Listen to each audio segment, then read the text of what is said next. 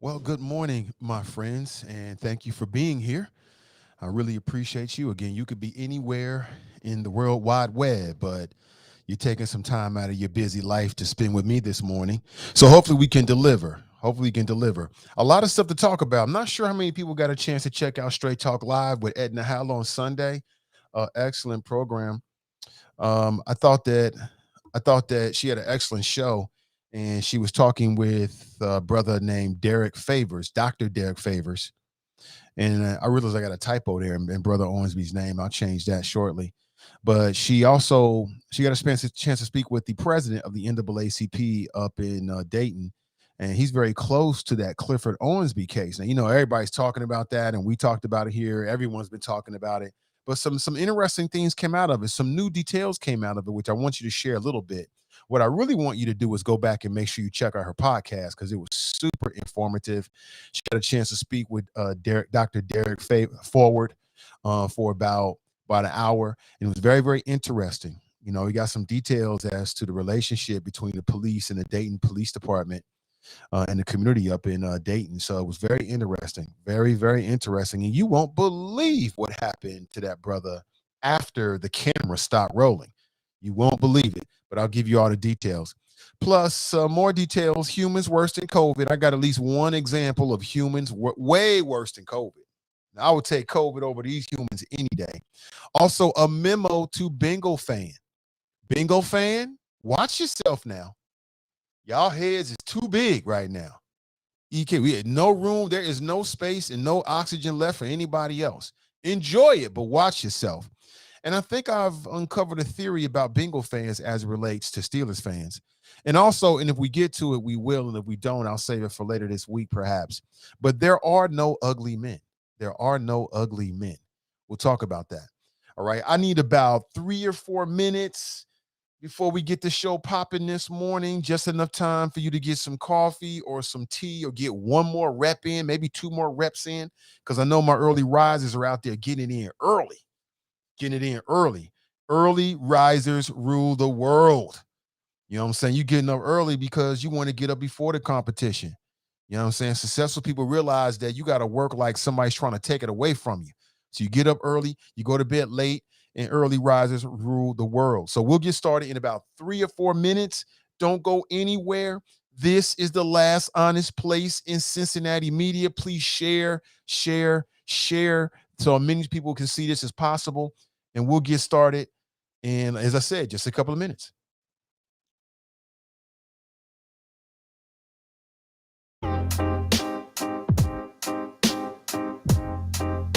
Something to buy, da ba da ba, yeah. Da ba da ba ba ba da ba ba, yeah. Set the potato, da ba da. Boy, yeah. Sunlight that always stays. Dinner by the waterway. It's that sweet life. Raise your cross. Made some dude crack a smile. He asked if I could stay a while. I'm living that high life. Time to catch a flight, but you can make me go. Unlocking all the memories of my new home. Ventilated echoes playing to and fro, back and forth, yeah. Caught some kids dancing in the alleyway. Crazy how the melodies began to play, yeah. Tell me how you feeling when you hear the lyric, yeah. My heart's in Stockholm. Now I never wanna go home. I left my heart in Stockholm. Now I never wanna go home. Shutting the girl, I brought a girl on my Vespa. She said I already told ya, yeah. I never dated a black guy. I said you're brown yourself. Let me offer help. Come on inside, where everybody knows your name. Everybody knows your name. Time to catch a flight, but you can make me go. Unlocking all the memories of my new home. Ventilated echoes playing to and fro, back and forth, yeah. Caught some kids dancing in the alleyway. Crazy how the melodies began to play, yeah. Tell me how you feeling when you hear the lyric, yeah. My heart's in Stockholm. Now I never wanna go home. I left my heart in Stockholm. Now I never wanna go home. Separate again.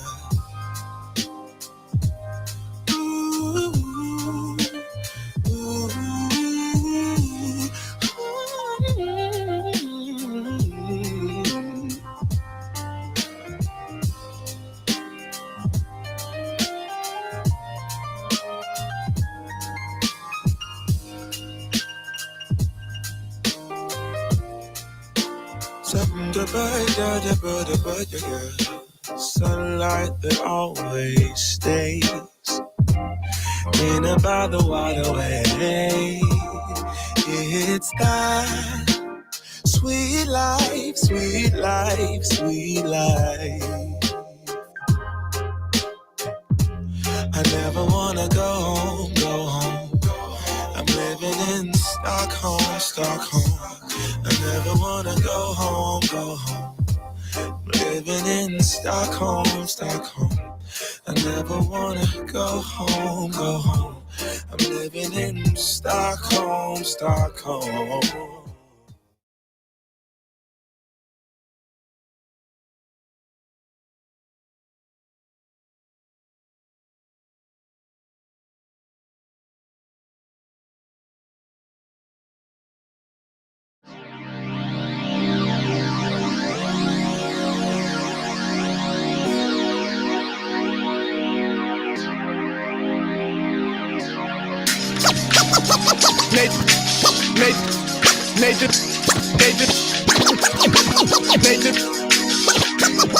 NathanIvy.com. Mr. Ivy know the show must go on. And far as Cincinnati, man, I put on. Tunes made another flame beat for me to cook on. Raised dogs, close fish, yeah, too strong. Team NI, chop it up at the chop shop. Top notch with the king flow, the hot shot. Cop squats in, listen to the real. Jumping like hopscotch, nobody harder than, oh, no, think not. Not only citywide, but nationwide. Superlative, keep it locked like them Haitian guys. Put the truth in the airwaves, we talk about it. Brand new like the templates, let's be about it. Who got the info by the AM? John O. B. the rapper, got them jamming when they play him. Staying in my lane, they ain't gotta okay him. Who the host with the scoop? Yeah, they gon' say him. Ivy, so superlative like a bag of Drippos. Show you where the bricks at, Cincinnati Reds at. One time where my people at. Team NI where my people at. It's the 5-1-3, yeah, you know the flow. What's the word, Nate? Let them know the show. One time where my people at. Team NI where my people at. Good morning, everybody. Where my people at? Let's get back into it. Another beautiful day, and it is always my pleasure to be with you, broadcasting live from a secret location somewhere in the Cincinnati area, but I cannot tell you. It's like some James Bond type ish. If I tell you, then I've got to take you out later. Good morning to you, 513-873-7134. Let me throw the cover up here again with my typos notwithstanding. Of course, Mr. Owensby's name is not spelled that way. I'm aware of it. I will change that later. Good morning, and let's get back into it. How are you? Hope you had a great weekend. What'd you do? What'd you get into? Some adventures? What'd you get a workout in? What'd you do? You spent some family time? What'd you do? I like to know. Did you go to Bengal game or something like that? Or you watched the Bengal game? I'd love to hear it, man. But my people out there that rule the world, you was working. I know what you was doing. You was working on your body, working on your mind, working on your business. You know what I'm saying? To my entrepreneur class out there, the hustle never stops. Never stops. Weekend, what's that? That's just another day, right? I already understand it. Good morning to you, and welcome back to the last honest place in Cincinnati. If not the world, Craig. If not the world, if not the world. I hope you got a chance to check out the Straight Talk Live podcast and live stream with Edna Howe. It was very informative. I learned a few things. And when we talked about Clifford Owensby earlier in the week, I had some different opinions about it. But after watching her podcast and hearing that brother on the right there, Dr. Derek Forward, talking about it, I just felt like, you know what? You know what I'm saying? I think the Dayton Police Department was wrong all the way around, all the way around. I know a lot of choppers was already there, but y'all smarter than me, way smarter than me. Hey, thank you, son. Good morning to you. Say good morning. Good morning. You gotta look at the people, the camera, and then talking to the mic. Good morning. Ian, what are you gonna say? I'm gonna get back to my show. Uh-uh. You mind that? No, you said you were gonna What? Okay. You don't you always tell what I do? Well, there's nothing to tell us. We just had the weekend. It's Monday, so we'll see how you do tomorrow. Okay, play that in there, man. And where's my brush at? Get my brush and take care of yourself. It's in the table right over there. I can see it. There it is. Take it to your mother. This boy. He didn't take the brush. So he just walked right. He's gonna do his own thing this morning. Okay, all right, okay. But hopefully you got a chance to check it out. I thought it was very interesting, man, in terms of the different levels of compliance that brother Clifford Owensby actually gave to the officers, and just the way they came at him. I mean, at some point, we're going to have to take into account the way that people talk to people and the overall general perception of police officers and how that impacts people's interactions with them. Right, wrong, or whatever. And again, I blame in general law enforcement, not each and every officer, but I blame law enforcement in general because of the way that law enforcement has been acting. And so when y'all approach people on some whole Conan, do what I say, I am the law, like Stallone or something, or whatever you want to call it, Judge Dredd, then you're going to scare the bejesus out of people. And you're going to get, people are going to be less compliant. That has to be factored in. Because some folks, I think, it's less about not complying to what the officer's saying. And it's more about, I don't know who you are. I don't know if I should trust you. You acting way too overly aggressive. Just imagine being pulled over and it should be a normal routine traffic stop. The officer approach you like Judge Dredd. I am the law and all this kind of shit, talking all tough. That's going to scare the hell out of anybody. You're not going to want to get out the car and comply. That has to be factored in. And then what happened afterward, from what I gathered from the conversation, again, go back and check it out. It's up on CDM's page. You can do a search on Facebook, Straight Talk Live with Edna Howe, because there's a lot of Straight Talk Lives out there, and watched it in your entirety for yourself. But they basically stuffed this paraplegic man. I mean, where's the compassion? They stuffed this man in the back of a cruiser and then try to take him to the intake. And guess what? They wouldn't even take him. And Brother Dr. Derek Forward used a term that I think is appropriate. He said that the police abducted him and thought they was going to take him to one place. They wouldn't receive him. And now he just stuck. And that's essentially what it is. You know what I'm saying? It essentially is an abduction, in my opinion. But check out that conversation. It's well worth your time. And then, of course, you had the lovely ladies with the Melanin Insights podcast. And let's just say that the conversation was spicy. And we're talking about MILFs. Men I'd like to, you can read for yourself. Very interesting. Very interesting. A little bit of everything over the weekend. I recommend you check out both those podcasts. And then later today, check out the Echo Chamber podcast with Brother Christian Boykin and tap into what he's talking about in the 8 p.m. hour here on Facebook. Check it out. Check it out. All right, 513-873-7134. If you like to share your thoughts, I'm talking slowly to make sure. I know it's Monday, you're groggy. Although, let me say something to Bengal fans real quick. Memo to Bengal fans. Because Bengal fans, y'all feeling yourself, ain't you? You feeling yourself. Okay. Like I said, I'm happy for all my Bengal fan friends. Happy for all of you. Enjoy it. Enjoy whatever. You're not getting a check, but enjoy it and enjoy it and enjoy it. But some of y'all getting a little bit uppity. See, now I'm starting to understand why Bengal fans hated on Steeler fan for so long. It's because Bengal fan wants to be Steeler fan. Bengal fan wants to be Steeler fan. Y'all want to be going to the AFC Championship, representing the AFC in the title game. That's what you want. You want that dynasty. That's what you want. Just to tell you guys, I'm always the first one down here when we're trying to make her go. So this, don't mind. If you're watching the show. All right, thank you. That's from Junior.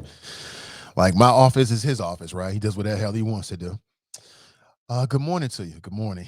So where was I? Bengal fan. Bengal fan hates on Steeler fan because Bengal fan wants to replace Steeler fan. I figured it out. Some of y'all are downright obnoxious with it.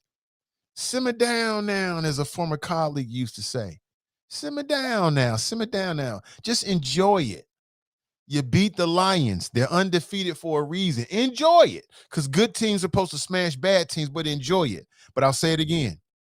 In my layman's eye, when I've watched the games, I see a different energy. I see a different energy on offense.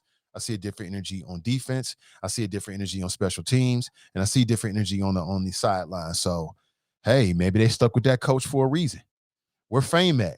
If this coach ends up turning the team around, Fame's going to have to come in here and fall on his sword and apologize to that brother, that man, for disrespecting him. Talking about Zach. Come on now.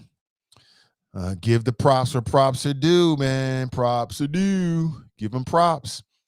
Good morning to you. How was your weekend, fam? How was your weekend? Hope you did. I'm not sure what you did. I'm curious. Did you get a chance to relax? That's what I want to know, because this world is just, it'll take a lot out of you, especially if you're a breadwinner and you're bringing home the bacons for yourself and your family. Maybe you're juggling a job and a side hustle, or a side hustle, and whatever you're working on. Maybe you're dealing in a relationship or whatever, man. So Sean writes, it's been over 30 years since a playoff win. Oh, my God. Has it? It's been 30 years since a playoff win? I guess so, man. And UC fans, UC is giving Cincinnati what is needed for a long time, and maybe the Bengals are as well. UC is now ranked number 2 in the country, whatever that means. I think they're behind, correct me if I'm wrong, I don't want to call this Alabama, something like that. I don't know. I don't know. But I live in the Coreyville area. You can always tell when UC's doing well and they have a home football game, because people start parking on every kind of street. They want to block my driveway, right? It is what it is. I get it. Go UC, go Bengals. But Bengal fans, check your ego at the door now, because pride comes before the fall. As soon as you start beating your chest, as soon as you start beating your chest and everything. And it's funny for Bengal fans. I took a photograph of this. Where is it at? Thought it was hilarious, man. We might have to break this down, but okay, great. I just sent that in. We might have to talk about this sometime this week. Somebody had a very interesting T-shirt in support of Joe Burrow that I saw online. I'm thinking, what the hell? Where you get this from? But we'll talk about it. Believe me, you want to stick around for that. Good morning to you. Sean's in the house. He writes, good morning, King Nate and the Mighty Choppers. Good morning to you. Good morning to you. Anthony writes, morning, Chop Shops. Good morning to you. Brandy's on YouTube. She writes greetings. Pat writes, good morning. May is in the house. She writes grand risings, Nate and the Choppers. Dale writes, good morning, Nate and the Choppers. Mitchell writes, I'm from Dayton. I can't believe it. 100% right. They basically abducted this brother for basically, I'm still trying to figure out what the provocation was. And see, this is my thing. Like, I think, and I'll say it again, we need good people to become police officers. I think being a police officer can be a very admirable job. It's a very critical job. It comes with a lot of power and a lot of responsibility. And we need good, conscious men and women across the board, but especially good conscious black men and women to become police officers because it's a numbers game. And we need good officers to outnumber the bad officers, if that's a correct term to use. Okay. And I'm thinking to myself, like, I put myself in that situation. I'm a police officer in Dayton. I don't have time to be harassing nobody. I'm out here trying to stop crime, prevent crime. I'm out here trying to get the real criminals off the streets. This is like some old frat boy. Let me see what happens. And oh, by the way, I got the law that'll back me up. So I don't know enough about how things are going down in Dayton, but it seems like they need some real updates and training and reforms and a lot of conversations up there, because if you'll pull a paraplegic man out of his car, drag him with his pants down to his damn vehicle, and then don't charge him with anything serious, he don't get charged with nothing. They plucked this brother from a situation in front of his child. I'll be honest with you, it comes across like domestic terrorism. Let's just call it what it is. Straight up domestic terrorism with a badge. You pluck this dude from his car with his baby in the back with no care whatsoever about the long-term effects to the child. You would never want somebody to treat you like that way in front of your child. You never want that to happen. And then you take him down to the intake. The intake doesn't even take him. Now he got to find a way home. That's what happened. That's the backstory. You stuff this brother who has no usage of his legs into the back seat of the car, which can be very uncomfortable. You take him to another location and drop him off basically so he can figure it out on himself. Just despicable. We'll see what happens though. Anthony's got that motivation. He writes, like and share, fam. Good morning to you, Anthony.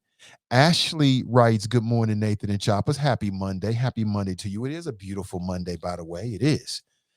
Deborah writes, good morning, Nathan and the Choppers. Good morning to you. Brandy's in the house. She writes, good morning. Cass is in the house. She writes, hey, Nate and the Choppers. Good morning to you. Regina writes, good morning. Casey writes, good morning, Nate and the Choppers. Just got home from the gym. I love working out early. I didn't get it in this morning. I'm going to get it in this afternoon, but I love it. It's nothing like it. It's the best in the world, actually. It'll make your whole day go better. TNT writes, good morning. Joe writes, grand risings, Nate and the Choppers. Good morning to you, Joe. Jared's in the house. He writes, good morning, hashtag team and I. Tiffany writes, good morning, all. Charles writes, grand risings, Nate and the Choppers. Tanika writes, good morning, Nate and the Choppers. Good morning, everybody. Good morning, good morning. Regina writes, that's dope, Nate. What exactly is that? Kelly writes, good morning. Anthony writes, what's going on with these shootings happening at Grambling University? Charles writes, the comedy show was awesome, and the Bengals got me a bag. My weekend was great. Okay, cool. You got the bag?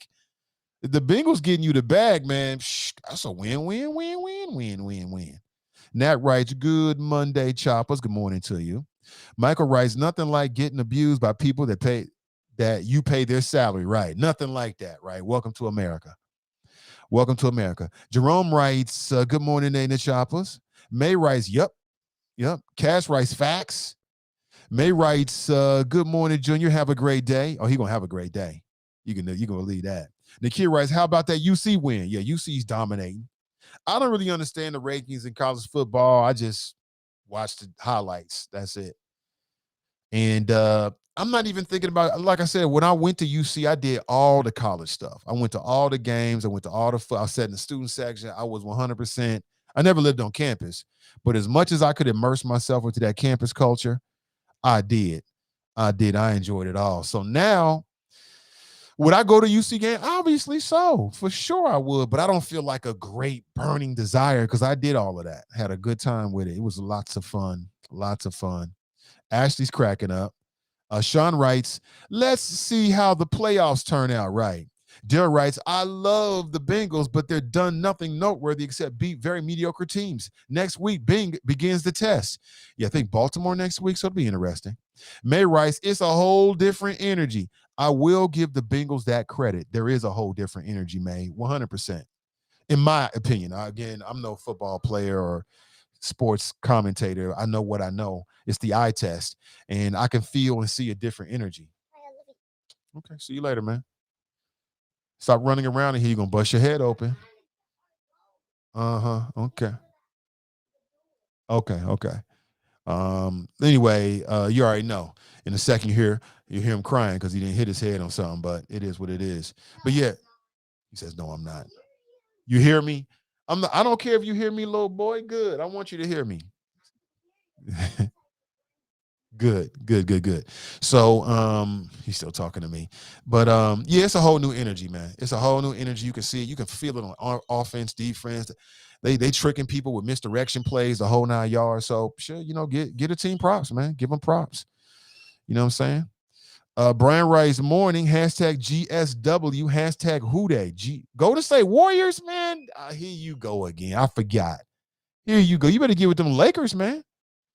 You better get with them Lakers. LeBron, and some more LeBron. And then after that, you know what? Just a sprinkle of LeBron. That's what it's all about. Georgia, right, behind Georgia, exactly. The number one is Georgia. Thank you so much. You got your shoes on, man, so step over there. Nat writes, damn if you do, damn if you don't. Yes, they beat teams they were supposed to, right? Absolutely. Memo to Bengal fan. Simmer down and enjoy it, but don't get a big old head, right? Don't get a big head about it. Just enjoy it. Now I understand why y'all hated on Steeler fans so much. Some of y'all damn Steeler fans are obnoxious. But that's what Bengal fans want to be. Y'all want to be obnoxious. Y'all, if the Bengals create a dynasty and start going to the AFC Championship, smashing teams, coming home with trophies, right? NFL trophies, Bengal fans are gonna be so damn obnoxious. Tell me I'm wrong. Y'all gonna be so obnoxious. Y'all gonna be super petty, sports petty, and y'all gonna be super obnoxious, full of yourselves. I can see it already. Charles writes, good morning. Sean writes, he got the date and everything. He writes, it was on January 6, 1991 in Riverfront Stadium when the Bengals downed the Houston Oilers, now Tennessee Titans, 41-14 in a wild card round. Okay, I like that. Okay, stylish. He's showing his new coat. Stylish. Looking good. Don't step on my shoes. Stylish. You look nice, man. You look nice. I like it. Some big muscles. Bengals have players now that have the talent without having the mental issues. They got some talented players for sure. I'm gonna tell you who is the real one is that wide receiver. Jamar Chase, he is a real one. He is a real one. They got a lot of real ones, but he a dog for sure. You can see that all day, every day. May writes, they were profiling the man. They were absolutely profiling that man. And I hadn't thought about it, but Dr. Derek Forward was on with Edna Howell again. My purpose in bringing this up is really to talk about the details, but I want you to make sure you check out Straight Talk Live because it was very, very interesting, and she's putting a lot of effort into it. So make sure you check that out. It's worth your time. And you need to talk to me real quick. Okay, give me 1 second. Hold on, the wife need to talk to me real quick. Hold on 1 second.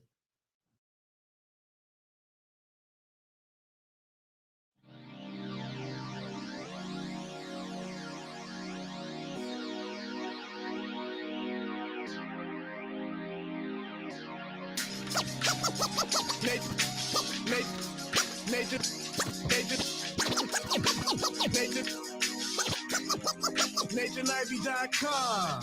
Mr. Ivy know the show must go on. As far as Cincinnati, man, I put on. Tunes made another flame beat for me to cook on. Raised dogs, close fists, yeah, too strong. Team AI, chop it up at the chop shop. Top notch with the king flow, the hot shot. Cop squats in, listen to the real. Jumping like hopscotch, nobody harder than, oh, no, think not. Not only citywide, but nationwide. Superlatives, keep it locked like them Haitian guys. Put the truth in the airwaves, we talk about it. Brand new like the templates, let's be about it. Who got the info by the AM? Jono be the rapper, got them jamming when they play him. Staying in my lane, they ain't gotta okay him. Who the host with the scoop? Yeah, they gon' say him. Ivy, so superlative like a bag of Drippos. Show you where the bricks at, Cincinnati Reds at. One time where my people at. Team NI where my people at. It's the 5-1-3, yeah, you know the flow. What's the word, Nate? All right, sorry about that. I'm back. Sorry about that. Wifey has something to say to me real quick. I'm a family man. I'm a family show, so I know what's important. Good morning. Welcome back. Only Bengals can stop the Raiders. What's up, Teddy Belcher, 4K Ultra Wide, 21.9. Okay, what's up, Teddy Belcher? Good morning to you. John's in the house. What's up, John? AKA White Wolf. What's up, man? Where you been? Where you been? You know we gotta have a White Wolf in Cyber Wakanda. Where you been at, bro? Glad you're here. What now? Okay. John writes, you've never put yourself in that situation. To my knowledge, you still haven't attended any kind of Citizens Police Academy, yet still criticized and talked down years after the offer was given. Well, damn it, John. I mean, I can't remember everything, bro. I will go. I keep telling you, I will go. Can you hit me with a direct message and remind me? I'm more than willing to go, and I love to learn so I can speak more intelligently when I'm speaking on police matters. I ain't afraid of no knowledge. Who you think you're talking to, John? You ain't saying nothing, B. All you did is now put yourself on the line, John, because I'm most certainly going to follow up with you. And I need you to make that happen now, because I definitely want to go to the police academy, Citizens Police Academy, so I can speak more into. You think you're talking to, B? So I can speak more intelligently about these matters. I love a challenge. I'll be there. No problem with it. Now, I don't think it's going to change my perspective, because when you got police officers acting Conan barbaric, I'm going to call them out. But I'm definitely down for the knowledge, man. You ain't got to scare me with no knowledge. You can't scare me with an opportunity to learn, bro. That don't scare me. So make sure you hit me with a direct message, John. And where my boy Al Catone at, Al? Because you said you was going to send me some information about all these, scientists that was anti-vax, and I have yet to receive anything in my inbox. Let me double check my inbox before I get to talking and shit, though. Actually, I ain't checked it in a little bit, but it sent me something. If so, I'll just correct it. No, I don't have nothing, Al Catone, at all. You know me, don't call in trying to challenge me. My daughter's like, yeah, don't try to challenge my dad. Don't call in here trying to challenge me with no opportunity to learn, because I'm always going to take it every single time. And I got time for it too. All right, Medium Buddha, have a great day. And make sure you attend all those classes and you're not late, so I don't get no notifications. He said, don't be acting. I'm acting the same. Have a great day, love. All right, love you too. That daddy shit, man. Oh my God, so much energy. So much energy in raising kids. So much damn energy. So two things. Where you at, Al Catone? Because like I say, once you send me that link or send me a name or whatever, because I'm not going to bring no kooks on here, no witch doctors. But you said that there were some credible scientists out there that were anti-vax or whatever, and I don't disbelieve it. I just don't know who they are. I will reach out to them and invite them to this show. I can't make them come on the show, but I'll invite them to come on the show. And then secondly, John, after the show, or you can send it right now so you don't forget, please remind me. I'll follow up with you today or tomorrow, and within the next few days. Put it that way to be fair. And I'll follow up with you to try to get hooked up with that Citizens Academy, because you can't scare me with an opportunity to learn what I look like. Let's do it. I'm down. Look at John hating. Come on, I ain't even seen you in a minute, White Wolf. You coming in like this with your fangs all out? Damn, easy. Damn. Michael writes, but they call us thugs. And John, listen, since you're an officer, John, again, I appreciate you being here, bro. You give us a different perspective. But since you are a member of law enforcement, what do you see? I know you saw that video of what happened with the brother up in Dayton, Clifford Owensby. I know you saw that. So what I'd like to know is what you think about it. I'd like to know what you think about it. Do you think the officers are wrong? Were they right? What don't we know? And so, John, you can't be that member of law enforcement that when you see officers doing bad, you want to automatically talk about what the public don't know. You don't want to be that guy. But I'm glad you're here nonetheless. Anthony writes, there's something they should have known. Most jails don't have special care facilities for people in that condition, right? Yeah, it came out on Edna's show yesterday. I'm like, what in the hell? So they plucked this brother from his car, they abduct him from his car, right? Stuff him in the back of a police cruiser, right? With no care, Take him to another location. They are like, hey, we can't take him. And now he just got to find his own way home. Just bad, wrong on top of wrong, actually. Charles writes, the funniest thing about this football season is the people who usually hate on the Bengals on Monday morning chat or Monday morning can't, right?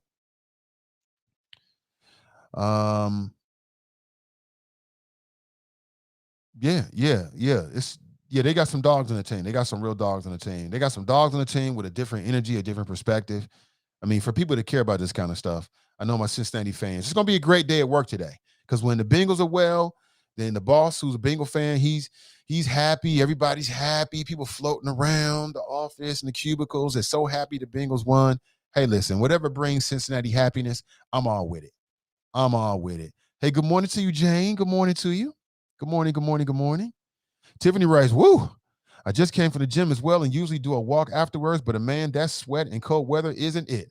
I'll follow with an effect fitness workout. Effect fitness workout. Hey, good morning to you, Tiffany. Getting it in. I love it when my people getting it in. I want you to be healthy, strong body, strong mind for the rest of your life. Everybody want to live to have a long age, right? Well, who the hell want to be in their 70s and 80s all broken down and can't walk, can't do shit, don't want to go anywhere, sit in a chair? Hell with that. We ain't doing that. We gonna do our 70s and 80s and 90s if we get lucky enough to live that life, that long in life. We're gonna do that differently. You know what I'm saying? You ain't got to be like your grandmama now. You know what I'm saying? You don't got to be like that. Good morning to you. Dante writes, good morning, Nathan and Choppers. Pumping iron right now as I'm listening. Love it, brother. Get it in, man. Put some extra reps in there for the Choppers, man. Get it in. Strong body, strong mind. Strong body, strong mind. Brian writes, good morning, Big Daddy Kane and KRS-One versus with all that. I'll be honest with you, I completely missed it. I was doing other things. We had a really good weekend here in the house. We did like a little daycation. The families went away a little bit, had a little fun, just the four of us. And so I was all into that until I got back and plugged back into the Matrix. Charles writes, but was dope? Was it dope? I'm sure it was. I'll check it out. Jamar, Joe, and Joe specifically, all they can do is play whoever is in front of them on to the next. Right. You know, whoever team. Like when the Patriots was rolling over bums, nobody said anything. So when the Bengals roll over bums, I don't want to hear nobody. They're an NFL team. You win, you lose. Simple as that. But Jamar is a dog. Joe Mixon is a dog. And Joe Burrow, I don't know if he's a dog or not, but I love what I'm seeing from him so far. We'll see. And he's got a nice arm. I'll give him that. Most definitely. Rothstein here. Good morning to all the chicken heads from Pasadena to Medina. Good to see you, Rothstein. One defines the unknowns on YouTube and writes, Nay, stop going to the game when that equipment manager stole his girl. Yeah. So when I was in college, my college girlfriend cheated on me again. That's how I looked at it then. But looking back, she can do what the hell she want to do. She ain't put no ring on it. She ain't owe me a damn thing. Other than I think, to be honest. But my girlfriend at the time, she cheated on me with a UC football player. He was a cornerback. I was so heartbroken. I was all in my feelings. Oh, my God, all this kind of stuff. And we ended up breaking up, and I just went buck wild on the campus, had to get my manhood back, or at least what I thought was my manhood at that point. But why you got to bring up low points in my life? You know what I'm saying? He was not an equipment manager. He was a starter. He actually started. And it is what it is. I mean, that's what men and women do. You know what I'm saying? It is what it is. May writes, you should have seen us in Detroit. Bengal fans represented. Is that right? You was in Detroit? Damn. Okay, good. Like I say, if it's fun for you, have fun with your life. If you like to travel with the team and you got it like that, go ahead. Enjoy your life. Enjoy it to the fullest, man. Enjoy yourself. Nothing wrong with that. Cass is in the house, one half of the dynamic duo that makes up the Melody Insights podcast. They had a very spicy topic. Spicy. Can you say spicy? With a side of spicy, talking about MILFs. Men, I'd like to, well, you know what? And I mean, listen, I mean, men, we already know that women think this way. And we love women that think that way. You know what I'm saying? We love you. We don't mind. Get it in, get it in. We ain't got no problem with it. But you should check out that podcast. It'll be worth your time. You know what I'm saying? Delve into the mind of Black women. Melanin Insights Podcast, and find them on Facebook. They have their own Facebook page, Melanin Insights Podcast with Britt and Cass. Check them out. And these sisters is doing a thing. And it's a whole different feel. They don't do what I do or anybody else does here with CDM and these podcasts. It's completely different, and I love it for that. But very spicy. Not bad to look at. Check them out. Cass writes, Bengal fans, they stay in unhealthy, toxic, unproductive relationships, hoping it gets better eventually. I don't trust y'all judgment. I think she's a Steeler fan and got the nerve to say something right now, Cass. You got the nerve. Damn Steeler fans. Nakia writes, Straight Talk was amazing. Yeah, I thought it was, again, Edna just wants that show to be a resource. She wants people to get something out of it. She wants you to get something out of it, as I do, as we all do. That's the whole point as creatives. Now, what you get from her show may not be the same as what you get from my show, or what you get from Melanin Insights, or what you get from the Echo Chamber, or what you get from Is It Just Me with Donnie B, or what you get from any other show. And that's the beauty of it. That's the beauty of it. You can decide what you like. Tap in if you want. Don't tap in if you don't want to. It's up to you. What commercial break when I said the Bengals will stop the Raiders? No, the wifey had something to tell me, and I didn't know what it was, so I didn't want to keep the mic open. Really, I could have. She was talking about some shit that's going on later on with our daughter. Everything's good, though. Everything's Gucci. Gladys writes, good morning, Nate Choppers. Beautiful Monday. Yes, it is. Good to see you. Good to see you. Get to the chopper! Yes, speaking of which, let's go to talk to Miss D. She writes, greetings, Choppers, with a Z. Get to the chopper! Sharp writes, good morning, Nate and the Choppers. Ashley writes, good morning, Nathan and Choppers. Happy Monday. Ray writes, good risings, all. She writes, go Ray.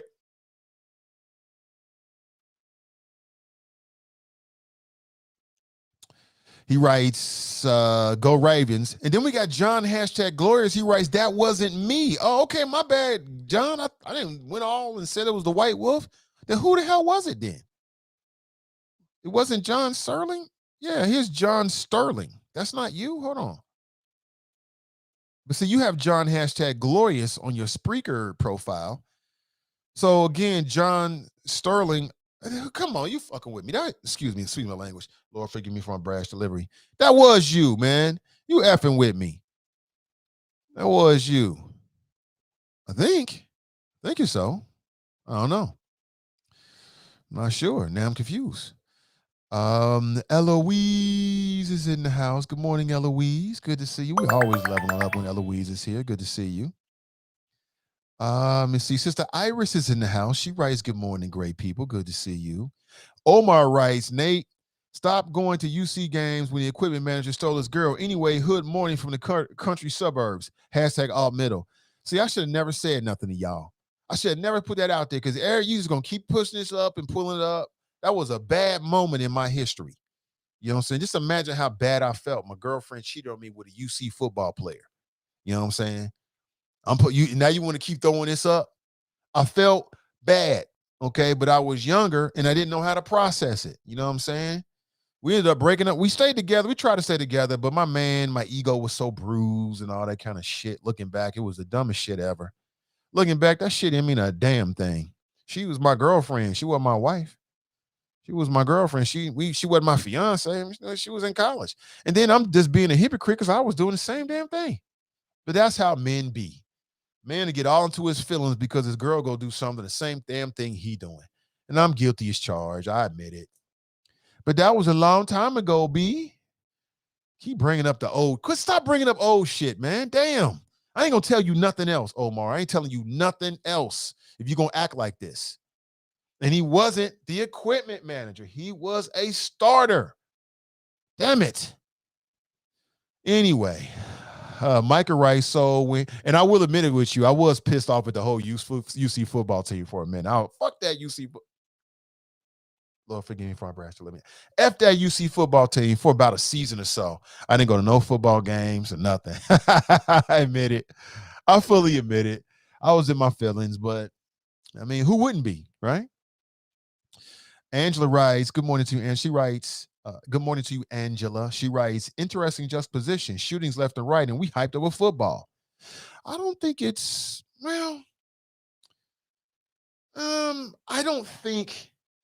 don't think it's either or, though. I don't think that's either or. I think it's both. I mean, I think you got people out there that's actually could be possibly like on the ground working on the behalf of these issues. Like their hands is in it, but they can still be into the football. So I don't think it's either or. And that reminds me, and again, I'm not in any way trying to pick on you, Angela, when I say this. Hold on one second, because we got a guest coming in. We got Evan Holt scheduled to give us a call in. And what I'd like to do is to have him Zoom in. Hey, Evan, if you're listening, I'd love to have you Zoom in to the show.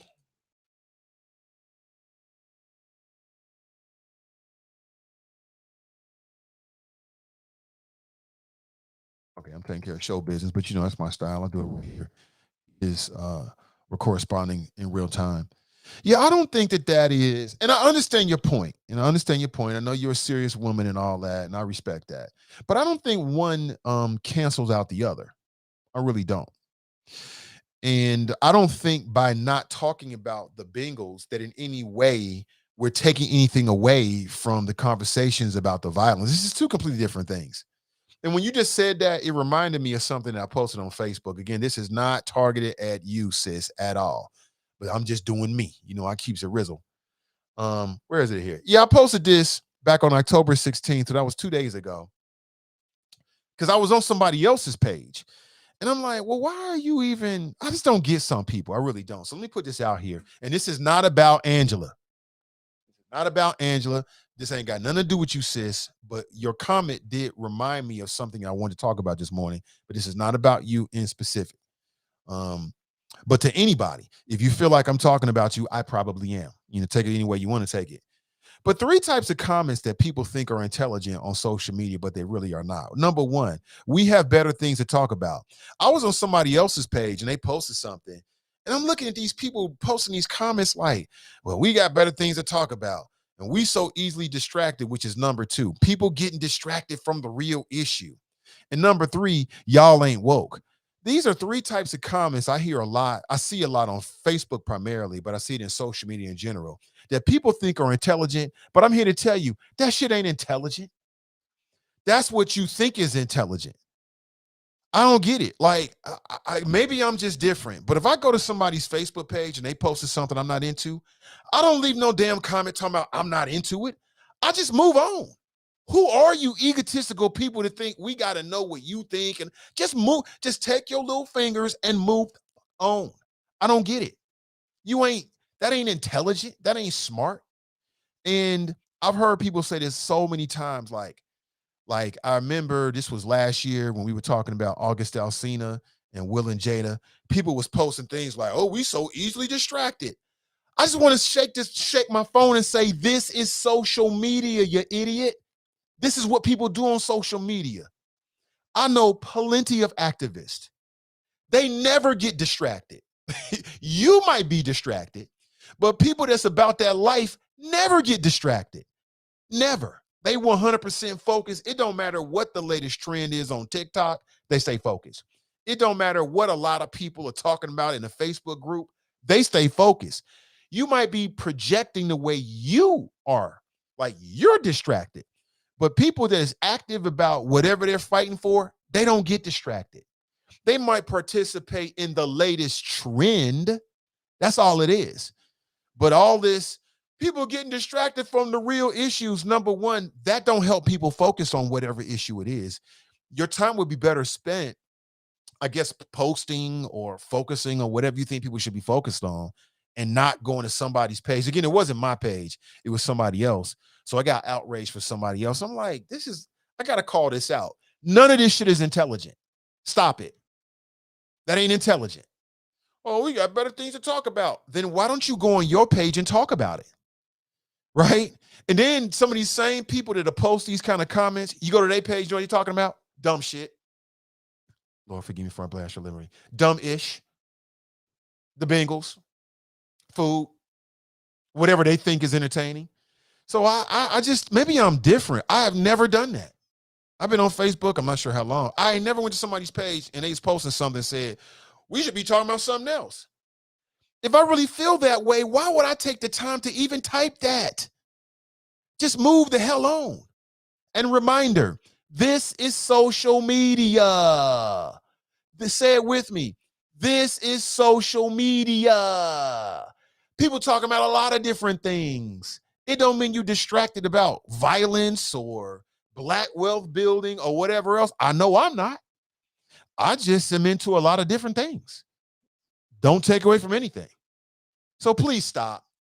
Please stop. I'm calling you out. It ain't intelligent. It ain't woke. It don't mean you smarter or more conscious. It just means you got an ego and you want people to know what you think. I mean, damn with all of that. Save all that, please. I ain't got time for it. Stop it. This is social media. That's what we do. You don't like it, don't click on it. It's real simple. We won't even know. I won't even know. If I'm talking about something one day, if somebody don't like it, just move on and maybe come back or don't come back. That's your right. We won't know. I won't know. But miss me with the little dumbass comments that people think. And again, I'm not talking about anybody in particular. Although people have left comments like that before, and I always feel the same way. I'm like, let me get it straight. You don't like the topic. You don't got time for it, but you got time to tell me that you don't have time for it. Please save it. Please save it. Just take your little phone and do this. Swipe up or swipe down or swipe left or swipe right. We won't even know. We won't even know. And people are hypocrites. You go to their page, they talking about whatever they think is important. You know what I'm saying? The new Cinderella's coming out, you know. You know, the verses. Now, oh, okay, we talking about that, but we can't talk about whatever the hell it is that you got an issue with. Please stop. Let people do what they want to do with their social media pages. That's my attitude about it. I don't really care. Makes me no difference. You can do whatever you want to do. I won't know because I'm not going to stick around. So that's my attitude about all of that. And again, there's some people out there, going back to Angela's comment, there's some people out there who are in the movement. They actually doing the work and they watch the Bengals on Sunday. And it don't in any way distract them from what they're doing. So please, I'm calling out all BS. All BS from any and all people. Please stop it because I'm not having it. We ain't doing that. Let people live, please. Let them live. Life is too short. If they want to post about the Bengals or their favorite food or their favorite restaurant or their favorite Whitney Houston video or verses or, I don't know, Millennium 2021 tour, let them do that. Let people post whatever they want to post without all these silly comments. I'm trying to remember what the comment was. What the overall topic was. I can't even remember. It just struck me as odd. I'm like, oh, you know what? I got to say something. I have to say something. Good morning to you. Oh, yeah, I'm on one this morning. Let me see. She writes, or maybe we be in problem-solving state rather than vacillating between rage and euphoria like a manic depressive. Yeah, okay, I hear you, sis. Maybe not, please. Angela writes, good morning, Nate and Choppers. Good morning to you. Linda Matthews is in the house. Good morning to you, Linda. How are you? Are you running for city council? I don't know. I thought that the Republicans had endorsed a Linda Matthews. I thought that was you, Linda. Am I wrong about that? I'd love to hear it. David writes, good morning, Nate and the Choppers. Good morning to you, David. Ashley's cracking up. I'm not sure about what. We can walk and chew gum at the same damn time. We do it all the time. And then 9 times out of 10, I'll be honest with you, when you set up that problem solving, you're having a conversation, people don't even be there sometimes. They don't even be around. It's the truth. So that's why my style is I just do me. I do me, period. Period. That way, I'm never disappointed. David writes, it was a bad memo, which was a learning experience that happens in college. You talking about my experience? Oh man, I mean, that's what people do. And you ain't got no ring on it. A woman gonna do whatever she want to do. And in some cases, when she got a ring on it, she gonna do whatever she want to do. Same thing with a man. So at the time, David, I was in my feelings. I admitted to you, I was crushed in the moment. But you get over things quickly. You know what I'm saying? Nothing. There's ways to get over things. And then that was a long ass time ago. So it's no biggie to me at this point. Cash writes, Omar, you know it wasn't the equipment manager. It was a hall. Oh, Cass, you E2? You too? Oh, you just gonna put the knife in and just turn it and everything, sis. Oh, okay. I see we got jokes this morning. Okay. Okay. All right. All right. Remember this now. Remember this. It was a hall monitor. I told you he was a starter. Old school UC football. Okay. Damn it. Jenny writes, good morning, Nathan and the Choppers. Y'all just bad, man. Y'all, why are you gonna do me like that? You know, Omar put the knife in, and then Cass like, ho, you ain't doing that right. So you gotta put it in, and then you gotta turn it. You gotta turn it. Thank you, Cass. I appreciate that. Ben writes, the equipment manager had shook Big Nate. Yeah, I was definitely shook. I admit it to you 100%. I was in my feelings. I was shook. I was heartbroken, all that kind of shit. All the things you can imagine when your girlfriend cheats on you. But again, I was a hypocrite because I was doing the same thing. But that's how men are. You know how some men are. You know, you want to have your lady, and then you want to have all your other ladies, right? And then you want to have your queen over here, then you want to do your dirt over there, and you want to do what you do, but you don't want her to do what you're doing, right? You know what I'm saying? I'm guilty as charged, hypocritical. And but again, people gonna do what people gonna do. It is what it is. Angela writes, just an opinion, no need to debate it. No, it is a need to debate it because it jogged the memory. And your opinion is always welcome, as is mine, always. So again, it wasn't about you. I posted this 2 days ago, Angela, on at 5:07 p.m. October 16th, because I saw something on somebody else's page. And I'm like, wait a minute. Please stop thinking that these comments are intelligent. Well, number one, we have better things to talk about. Then go have those conversations, because the fact that you're leaving a comment on somebody's page, and I think that somebody, I forget what it was. It was something, but it wasn't about politics or anything like that. And it was 2 or 3 people like, oh, we getting distracted. We got better things to talk about. And I'm like, wait a minute, this is Facebook. What you mean we got better things to talk about? This is what people talk about on Facebook, among all the other things. And I don't believe that anybody's getting distracted from a conversation on social media that's really about that life. I don't believe it one bit, not one bit. And the whole thing about some people woke and some people fake woke, I mean, that's what passes as intelligent, but it ain't really intelligent. It's just some dumb shit. It's just some dumb ish that people think is witty. It ain't nothing witty. It's banal. It makes no sense whatsoever. And it really says more about the intelligence of the people that's saying these kind of things than the people that they're trying to say things about. Quite honestly, in my humble opinion, it's just a reminder, this is social media. When you get on social media, you're going to get everything. You're going to get politics. You're going to get some things that people think are more serious. And then you're going to get a whole lot of stuff that people think are less serious. And all of that stuff is valid. It's all valid. You know what I'm saying? I don't know about you, but I don't sit around watching documentaries all day. That shit would be boring as hell. I don't do that. I have a whole world of things that I'm into that also include these issues that some people think are like very, very serious matters. That's what makes you a whole like 3-dimensional person. I'm not just one-dimensional. I don't think human beings are one-dimensional. I like gospel music. I like inspirational music. I like R&B. I like hip hop. I like some trap. I like adult music. I like adult things. Sometimes I might watch some cartoons with the kids. I mean, I'm into a lot of different stuff. I know that's just human, right? I think so. I love to. Angela says she loves to be the DA as in district attorney. And I love to be that real MO, that real MF that just keeps it real with you. That's what I love to be. I'm going to keep it real. 100%. Please stop. Good morning. McMichael's trial this week, but don't let that pass your radar. Went out for a jog. Right. Those are the people that killed Ahmaud Arbery, right? Absolutely. Appreciate that. Naisha's cracking up. Good morning to you, Naisha. She writes, I hate it. Hashtag trolls. That's the word for them, trolls. Yeah. I guess. I don't know what the word is. But I got to call that ish out. Please stop it.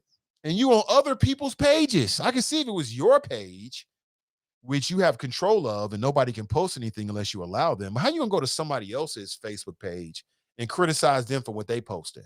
Huh? Either you are into what they posted and you're gonna add to the thread, or you're going to ignore it. I never have, and I never will post on that dumb ish because I don't have time for that. I don't have time for that. Police body cam video will shock you. The damage report. Oh, damn. What the hell? Damn, Maurice. Is this recent? Shout out to Maurice. He just sent me this. I appreciate you. Damn, bro. Damn. It's very, very sad. She writes, that's me as a resident asshole. I mean, if that's what you want to be, I aspire to more. I mean, I'm not saying change. I love every bit of your energy. It's not about you. I'm not talking about you, sis, at all. I said it many times before. What you just said just jogged a memory about something I posted earlier. Let me say it for the fourth time, and it's not about you. I appreciate you, respect you, and love that you're here 100%. Let's see. Brian writes, agree 100%, Nate. LOL. Who are they to decide what is on social media? LOL. Right. Like who put some of these people in charge of what we're supposed to talk about? And again, I know plenty of activists, and they never get distracted, ever. They never are distracted. They're 100% focused on the goal all the time, every day, 24%. I mean, 24/7, 24%. What the fuck is 24/7? They never get distracted. So when I hear people say, oh, we so easily distracted. No, you're easily distracted. And so you think other people are easily distracted. But the people that's about that life never get distracted. They stay 100% on the grind. They might be going through Facebook. They might, they on post because they ain't got time for that. They don't have time to be posting on nonsense. They stay 100% focused on the grind all the time, every day, even when the Bengals are on, when the Bengals are off, when people talk about entanglements, when everybody was talking about August Alsina, they never got distracted. They never jumped off the grind. They always stayed on the line. And so I just got to refute all of that. I don't believe it. And then people want to talk about fake woke and all this kind of stuff. Listen, I don't care when you wake up, as long as you woke up, period. I don't know what fake woke is. I have no idea. I've heard people use that. This is fake woke. I don't know what that means. I don't really use that term. I mean, everybody's got a different definition. For me, I mean, if you're conscious about the world around you and the history, that's all that matters. I don't care if you woke up yesterday or you're going to wake up in 16 seconds. It makes no difference to me. Let me see. Gladys writes, after I listened to Straight Talk, those cops were dead wrong on all accounts from beginning to end. Gladys, same here. Because y'all know my flow was a little different. I was on the edge, and I admit stirring the pot, for the sake of the conversation a little bit. But after watching Straight Talk, and I would encourage everybody to go check it out. I was like, oh shit, I learned some things. And then learning about what they did with his brother afterward was just really, really eye-opening. It really was. But let me take a quick pause, family. 513-873-7134 if you'd like to share your thoughts. I want to remind you that you can early vote.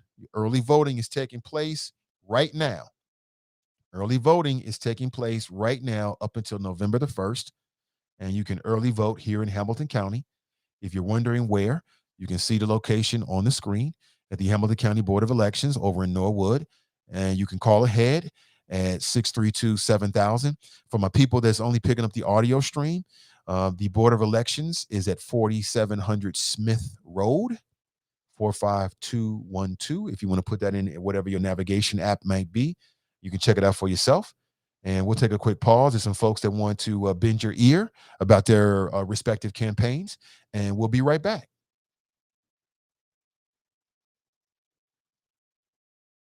I'm Scotty Johnson, candidate for Cincinnati City Council. Unfortunately, injustice remains in the city of Cincinnati. A remedy for injustice is courageous, bold leadership. I plan on bringing that type of leadership to City Hall. It's time to stop talking about it and to start doing something about it. Disparities have been in Cincinnati far too long. I'm the candidate to address those disparities. Vote Scotty Johnson for Cincinnati City Council. Paid for by friends of Scotty Johnson.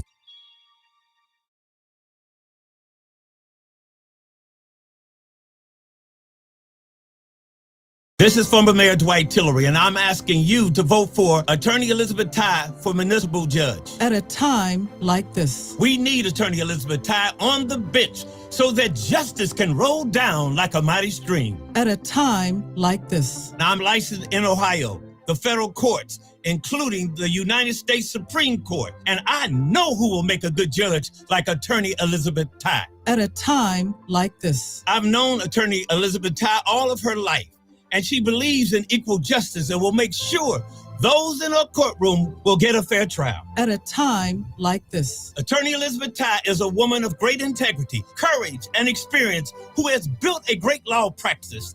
She will be accountable to the people and not go along just to get along. At a time like this.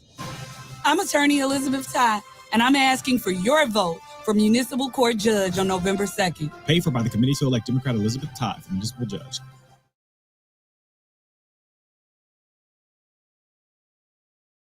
I'm former Mayor Dwight Tillery, asking you to vote for my friend, Michelle Dillingham, who is a Democrat running for Cincinnati City Council. The black population in our city has declined, pushing black homeowners out, while speculators purchase their houses for pennies on the dollar. Black people are being foreclosed on because of rigged housing and economic systems. Michelle Dillingham will fight for you. This is Victoria Strong. You know me, Sister V. City Council prefers investing in a soccer stadium and gentrifying our historic neighborhoods. Malcolm X said that if you don't own land, you're nothing but a squatter. Come on, Michelle, talk to the people.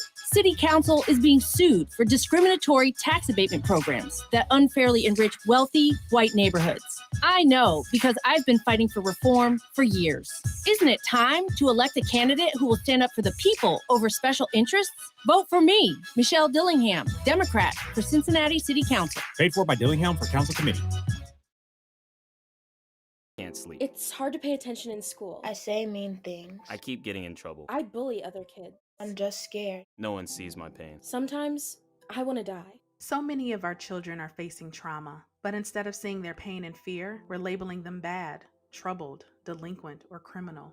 Let's look beyond their behaviors. Let's get them the help they need by helping them address the trauma they're facing. Help me feel safe. See me for more than my behaviors. Understand that my actions are how I communicate my fears. For more information, visit www.ohiostateofemergency.com. That's ohiostateofemergency.com.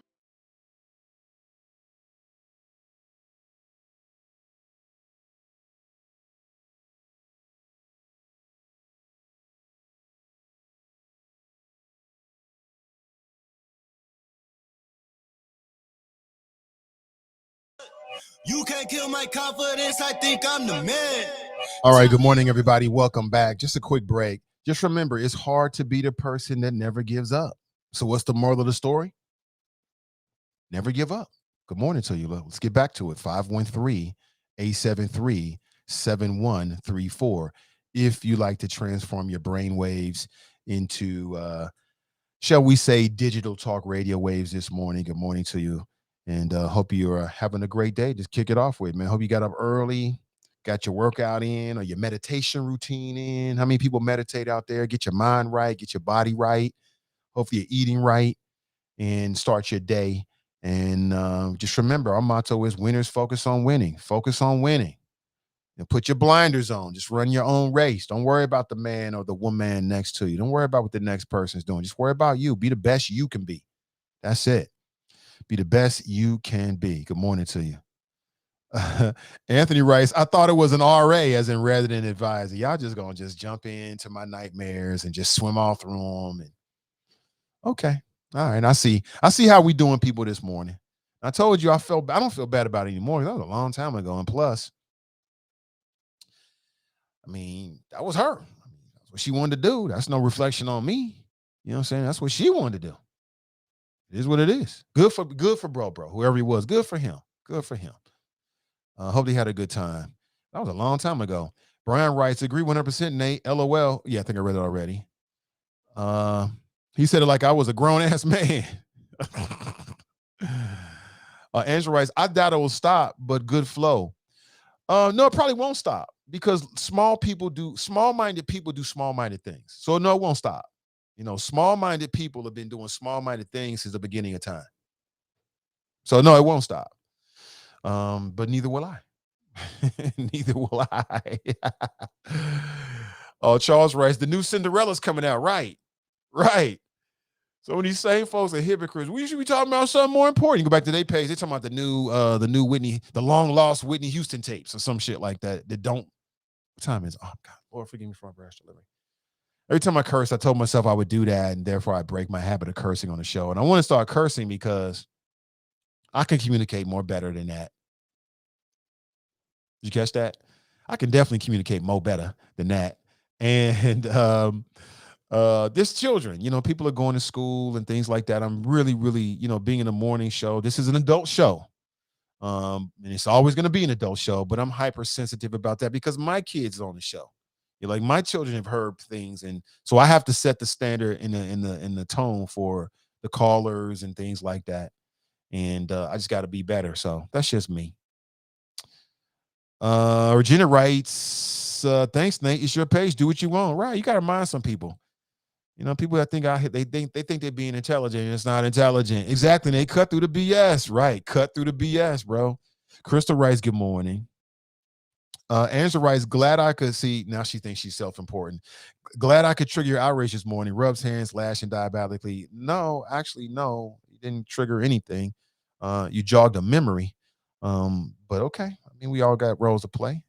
Thank you, Angela. Darlene writes, good day, Nate and the Choppers in the OTR. Yeah. Where's everybody at in Cincinnati? She's down to OTR, right? Beautiful over the Rhine. You know, it's funny, just over the weekend, I got some friends that are going to be coming into town. And they come in town from time to time. They're going to be coming here in the next couple of weeks, right? And they just love Cincinnati. They love Cincinnati. They love the neighborhood. They love the OTR. They love Washington Park. They just love it. And I was on one, I don't know, it was Friday or so, just kind of reminding Cincinnatians that are born here just what we have. You know, we've got a great thing going on here now. It could be a lot better, especially if folks that look like you and me. And there's a lot of good people are working in very positive ways to make that happen. But again, out-of-towners, people that come in Cincinnati for the weekend or maybe business, and they're like, whoa, I didn't know. And then, like I told you, I did a little Uber. Like when I left Radio 1, I did some Uber, and I loved it. Quite honestly. And got a chance to meet a lot of different people during that experience. And, you know, I guess I was surprised at the way people talked about Cincinnati, because when you live here, you can get jaded and, you know, the ice cream don't taste as good. The cheese conies don't taste as good. Nothing is good because of this, that, and the other. You can really get caught up in that kind of mindset. And I think it's probably like that anywhere you go.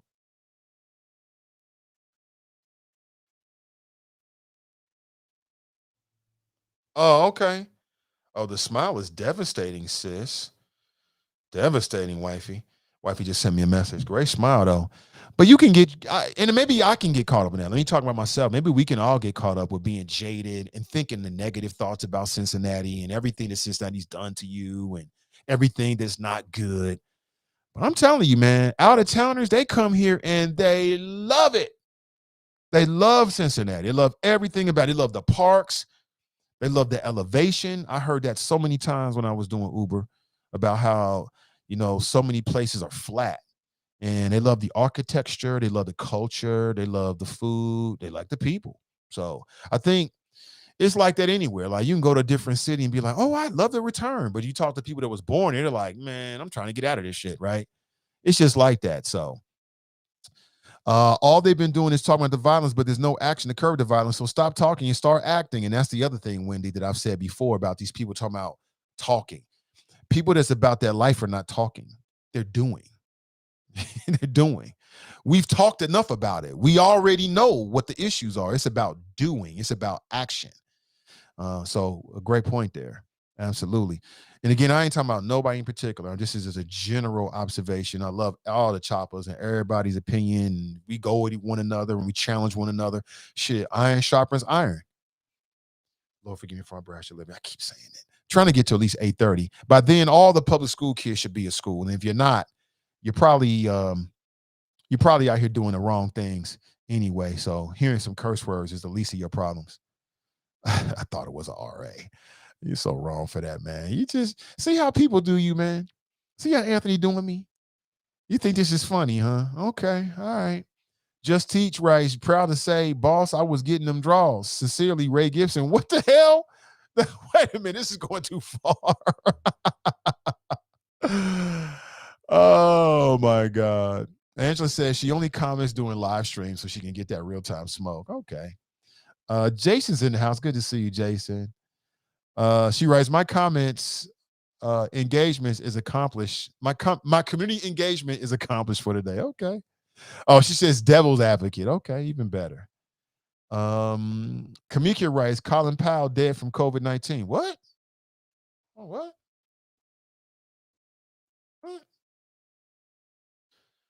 Damn.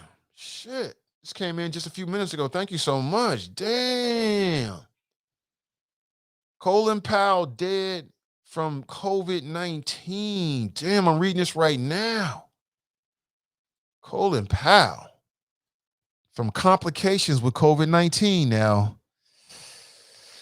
Wow, that's interesting like that. How you feel about that?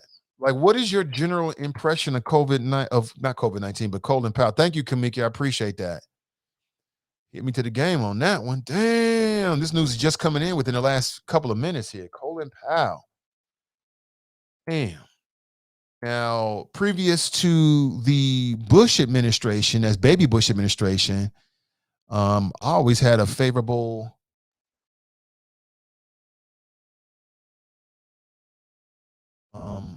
opinion of that brother.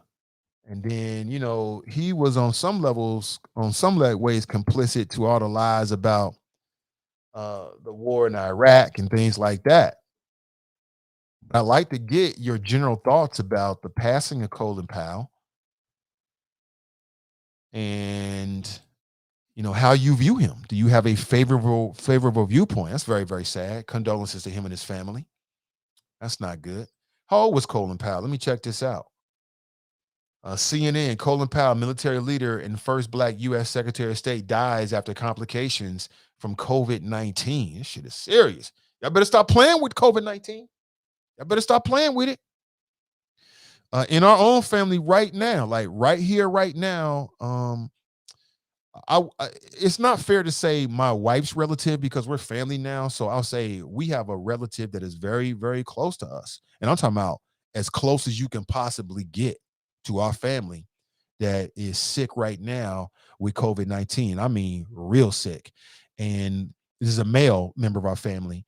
And it's very emotional, very emotional. I don't want to tear up on the air here, but it's very emotional. And as the story goes, this male family member was just about to get the vaccine.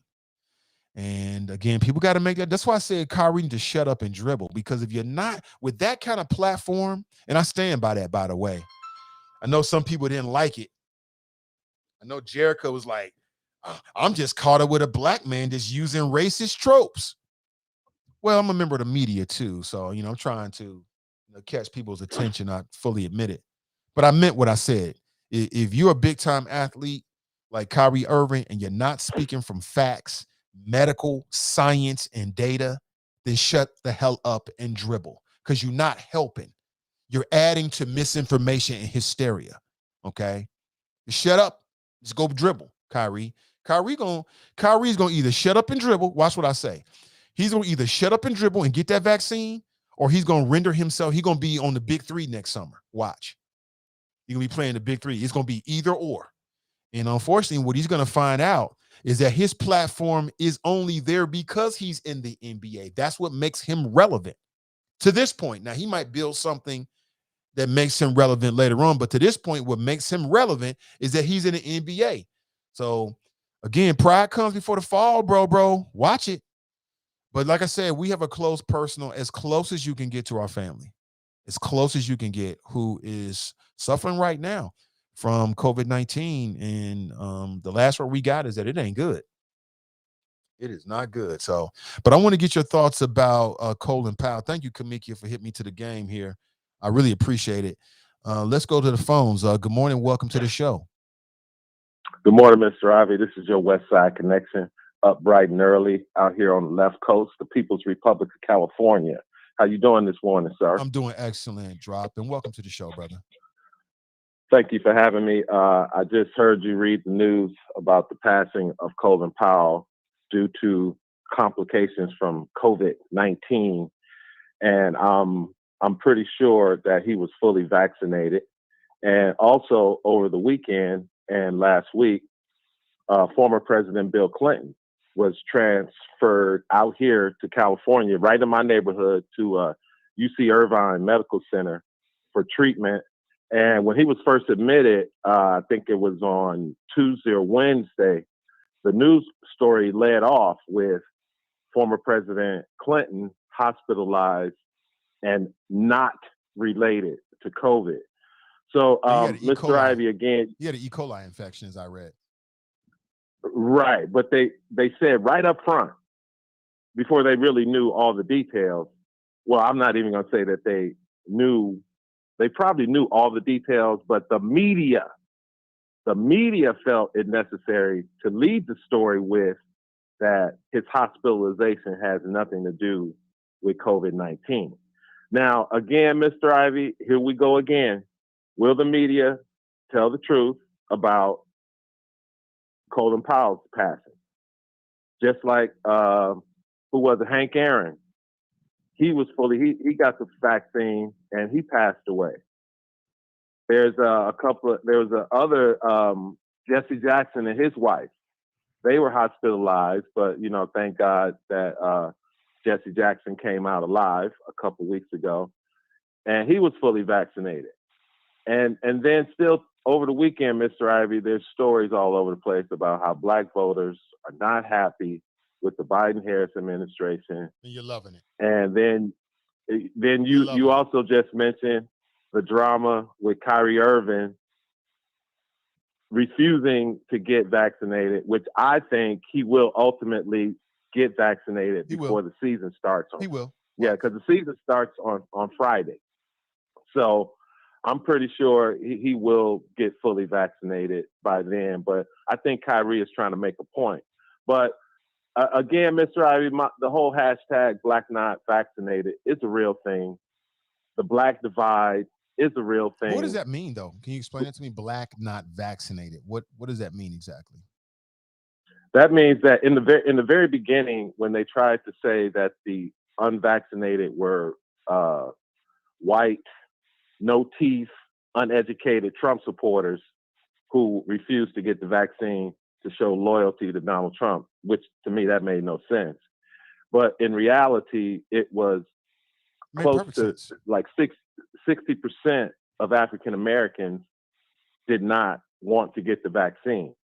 Healthcare workers, which make up a lot of those workers, are African American.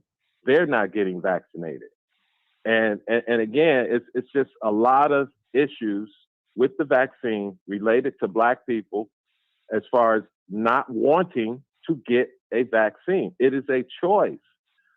Joe Biden's administration hasn't even officially mandated through OSHA the rules and regulations regarding mandates for government employees. So again, Mr. Ivy, rest in peace, Colin Powell. I just hope the truth is told about how he really passed away, because they led the news story with that he died of complications from COVID. Now, obviously, he had been in the hospital for a while, and his family felt that obviously his health was private. So I'm just going to wait and see, how this story is going to develop over the rest of the day. So what? Because do you think that he? Do you think that he didn't die due to COVID complications? Like, what do you? I don't understand. You're wondering if they're going to tell the truth. I'm saying, will they say that he was fully vaccinated? Yes. As you've been talking, I've been reading stories, and in all those stories, they're reporting that he's fully vaccinated. Okay, so all I'm saying, Mr. Ivy, the fact that he was fully vaccinated, he is an African American, this is not going to help the Biden administration as far as them continuing to hammer American people on getting this vaccine. It's pretty much set right now, Mr. Ivy. It's like, I think it's a total of 57 to 58% of Americans who are eligible have been fully vaccinated. And that's been almost a whole year since the vaccine has been available. So, and after a whole year with all the information that's out there, you still barely have over 50% of Americans fully vaccinated. It's time to move forward. I agree with you. And stop making this thing so political and let the local health authorities, let the local officials handle their areas locally and stop local, Mr. Ivy. Mr. Ivy, every city, every county has a local health department. Yeah, but they don't have the resources to deal with this. I mean, the federal government has a role to play. It's not at that point, Mr. Ivy. It's not at that point anymore. That point. All this money coming from the CARES Act, that's not coming from local. That's coming from the feds. Right. And how long has that money been in the system? Yeah, and how many people does that money help?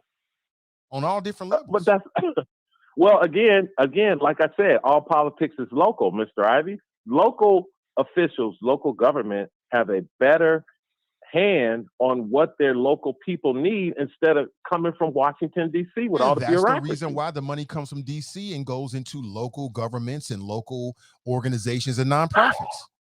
The feds I don't even want federal level directly to the people.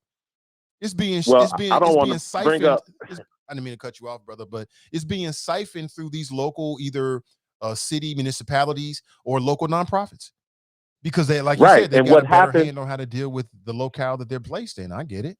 I don't understand. It seems like you was making it either or, but I don't understand that. Okay, but what I'm saying, Mr. Ivy, my point is, and thank you for taking time with me, but my point is before I go, when that money comes from Washington and it has to go through the hands of the local politicians to distribute it to the people who need it, you have the strong possibility of corruption. Okay. I don't want to mention the 6 people from the Cincinnati City Council who are either serving time or about to serve time or about to stand trial for corruption. 3 maybe? And that's where, Not 6, 3. 6. In Cincinnati, I only know of 3 people that have been charged who are on city council. Okay, well, maybe I'm thinking about at the state level. There was a couple other state officials okay, who that would make more sense, right? Oh, okay, yeah. So again, Mr. Ivy, this whole politicization of the whole vaccine war now, the war of the what they call it, a pandemic of the unvaccinated. It's time to end that rhetoric, Mr. Ivy. Brother. Yeah.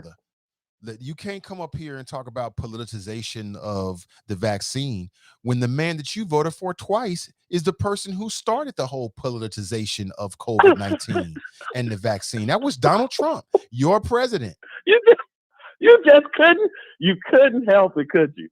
No, I can't help but correct my brother.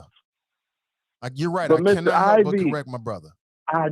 Okay, I appreciate you looking out for me like you always do, to hold me accountable, to make sure that I look great. Absolutely. I sound great when I call your show.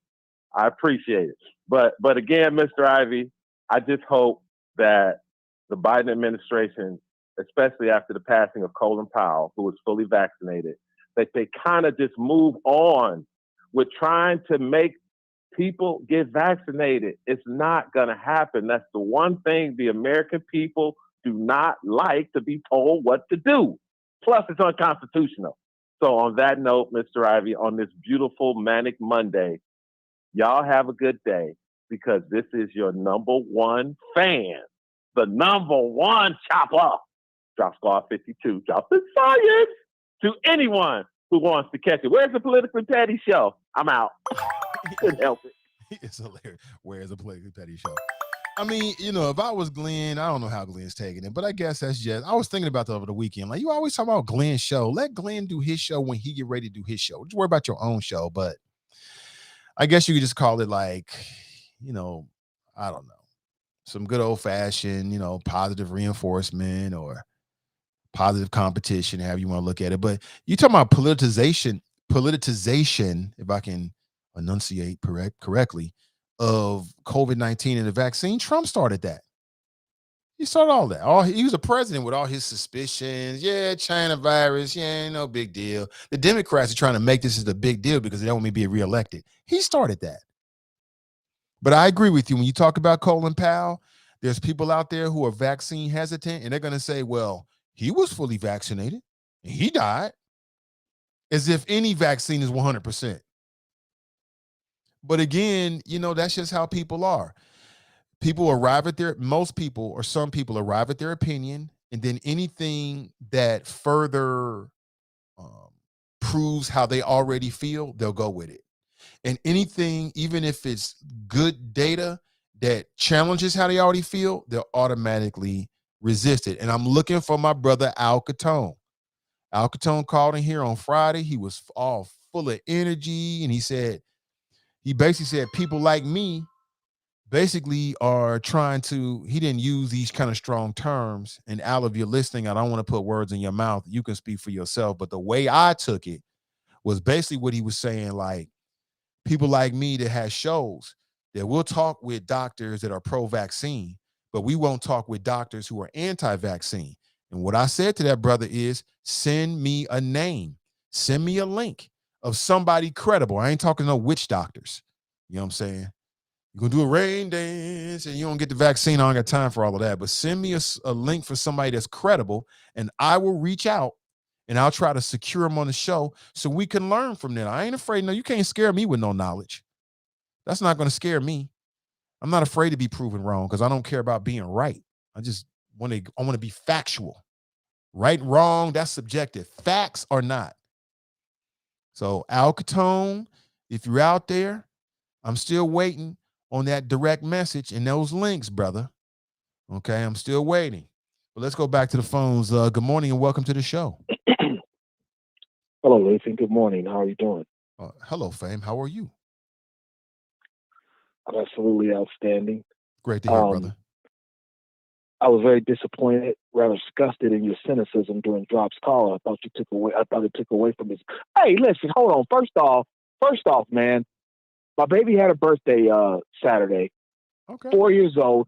Happy birthday to the alt middle. Saturday was our 4-year anniversary. Oh, okay. Happy birthday. Happy birthday to the alt middle. Yes. October 16th. Same day as the Million Man March, kind of symbolic because we're trying to lead 1 million black folks out of that mental chain of slavery that they in, of voting for the Democrats. They ain't done nothing but let you down. But listen, I thought your cynicism during Drop's call took away from his message. I thought he was on point. That part about Colin Powell's death and the vaccine or whatnot, because when I read the story, I see that the leading cause of death was the fact that he was 80-something years old. 84. Yeah, I mean that's a full life, and then some. Making it about COVID. Colin Powell is well loved, blacks and whites, liberal, Democrat. Everybody likes Colin Powell. You make it about COVID, black folks perk up. Oh, maybe I should get the virus. The ones who haven't been vaccinated. Maybe I should. If it's taking out, war heroes. But leaving out the fact that the guy is almost twice as old as most of your audience. Okay. Secondly, but one thing Drop was slightly wrong about. The NBA starts tomorrow, not Friday. It starts tomorrow. Milwaukee and New Jersey. Ooh. or Brooklyn. I said New Jersey. Milwaukee and Brooklyn, and Lakers and Golden State. Oh, two good ones. Play tomorrow. Then the league begins in earnest on Wednesday. And also, before I go, I just want to say that I don't know what the hell you were doing Saturday. That little interlude you let off, that video. Right. Yeah, that was. I was disgusted watching it. Yeah, because I'm wondering, like, what's he talking about here?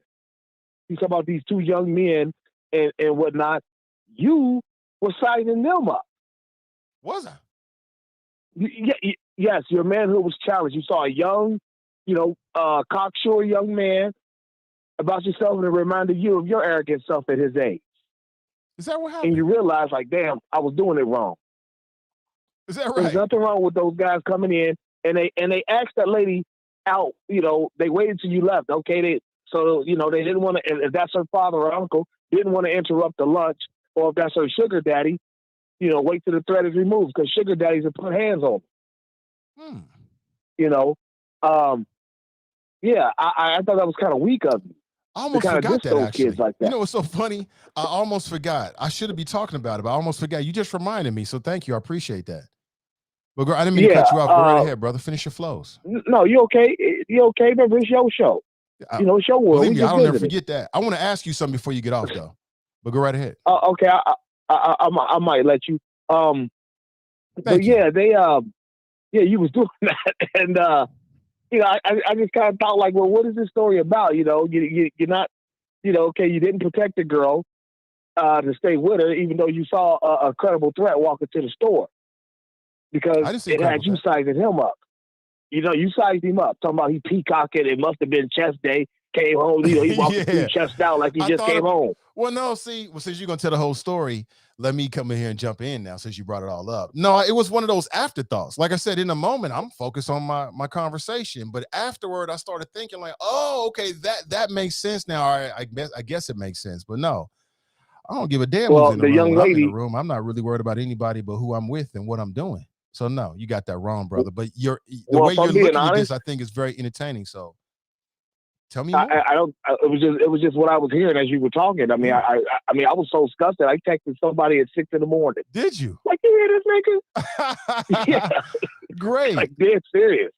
But Great. listen, the young lady talking about some, they tried to shoot their shot. The fact that she brought it up to you while you wasn't there tells me that one of them did some Mike Breen shit and hit one from way downtown. Bang! Maybe he did. You understand? Marv Albert. From way downtown. Yes! And it counts. Somebody hit a shot. He might have. Somebody hit a shot. Or is about to. They got her lined up because she brought it up to you. She was thrilled by it. Was she? Okay, so that whole story was just weird. Like, what the hell did he just pull out 40 minutes of the day to tell us weird stuff? What's wrong with my brother? Is he in good mental health right now? Oh, never been better. Never been better. Okay, good. I was really concerned. I was very concerned. But hey, thank you for your concern. It's been real. Wait. I want to ask you a question. Happy birthday to the alt middle. I want to ask you a question. I'm glad. I'm going to ask the question.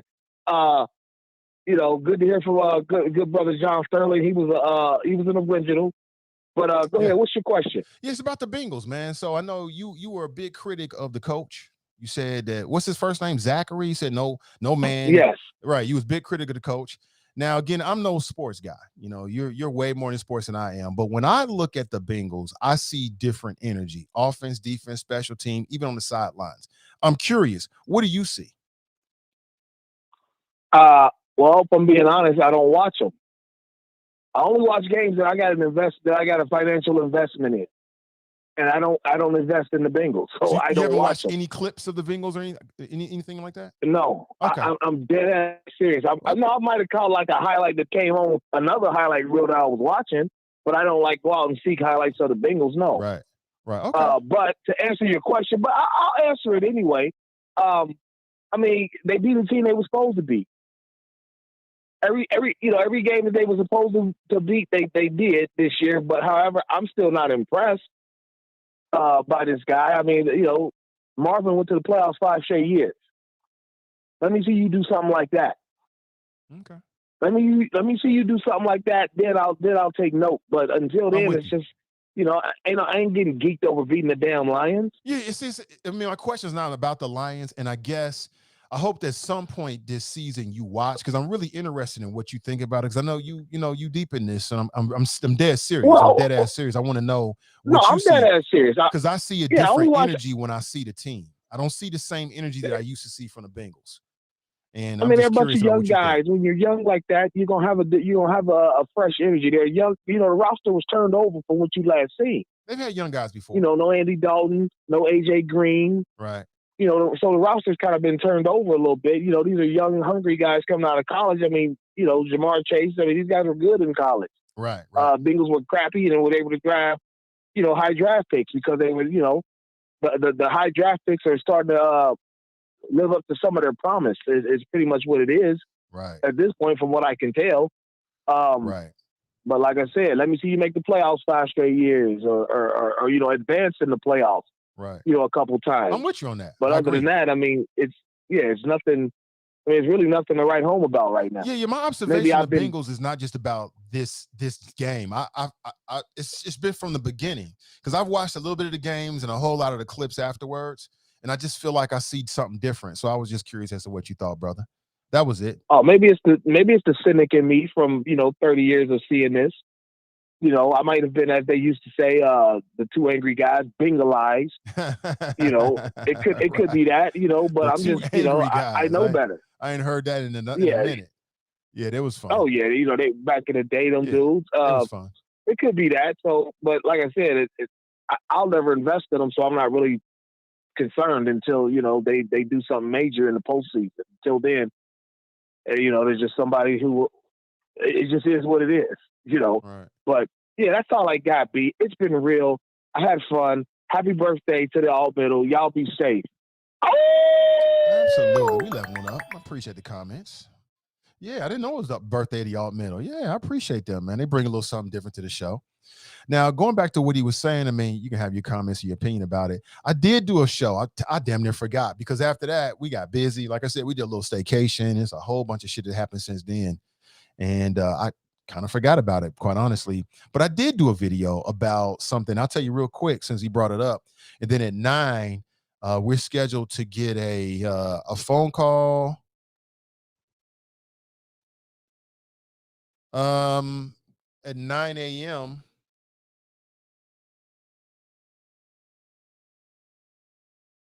Hold on one second.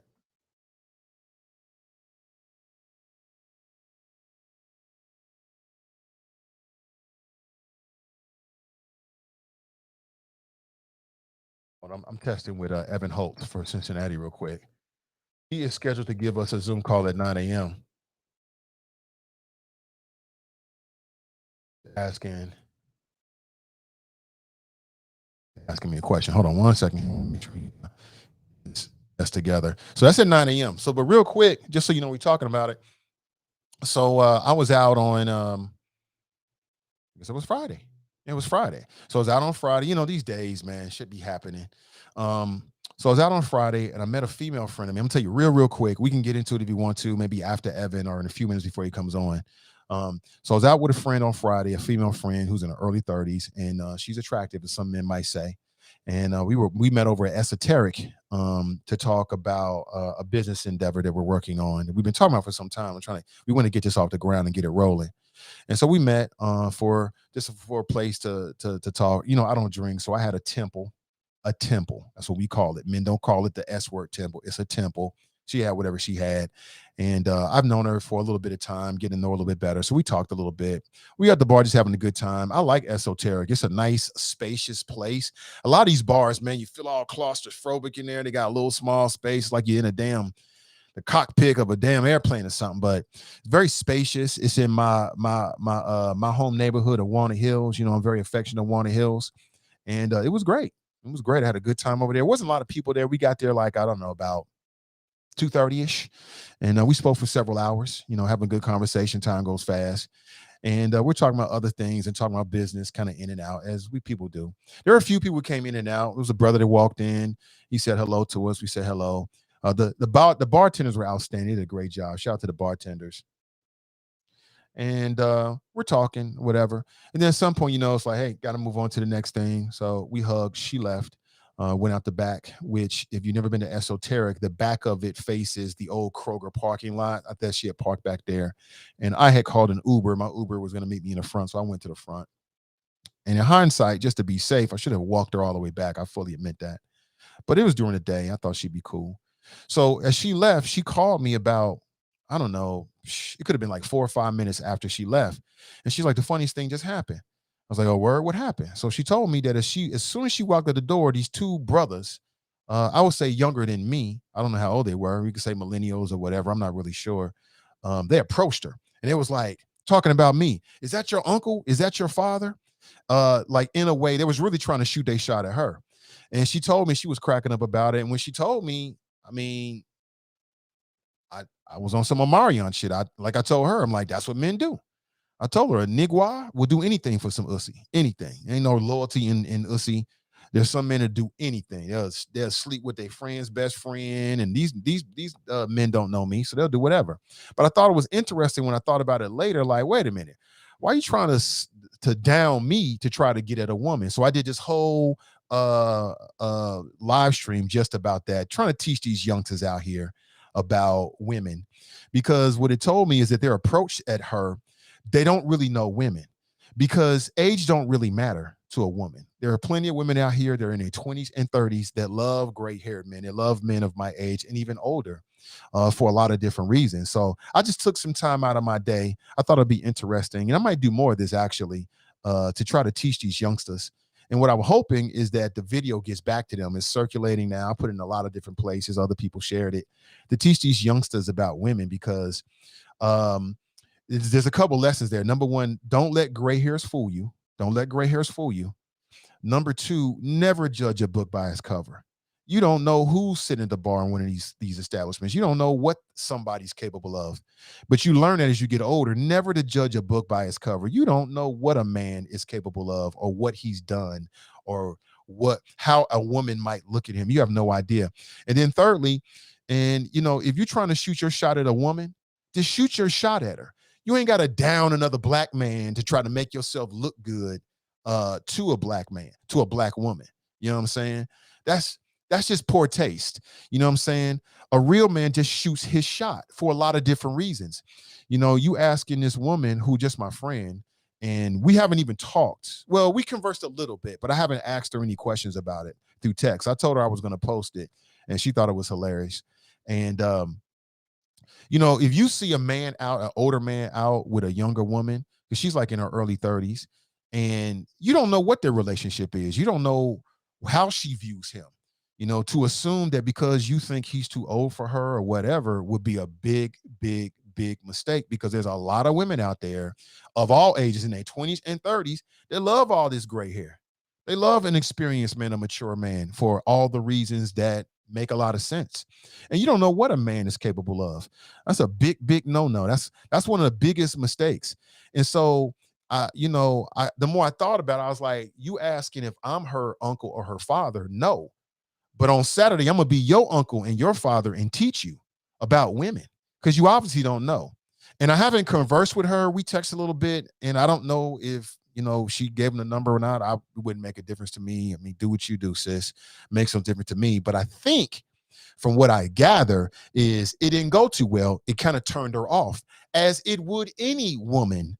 And so my question was for women, like, ladies, how would you handle that situation? Like, you were in a situation my friend was in. You walk out the door, boom, these brothers pounce on you, talking about, was that your daddy or your uncle? Is that a turn on for you? I was very, very curious and very serious about it all the way around. And so it's 3 lessons that was taught. 1, don't let gray hairs fool you. 2, never judge a book by its cover. Never. And 3, when you're trying to shoot your shot at a woman, just shoot your shot at her. Just shoot your shot, because you never know. I might be her sugar daddy. You never know. But she still might be open to doing something with you.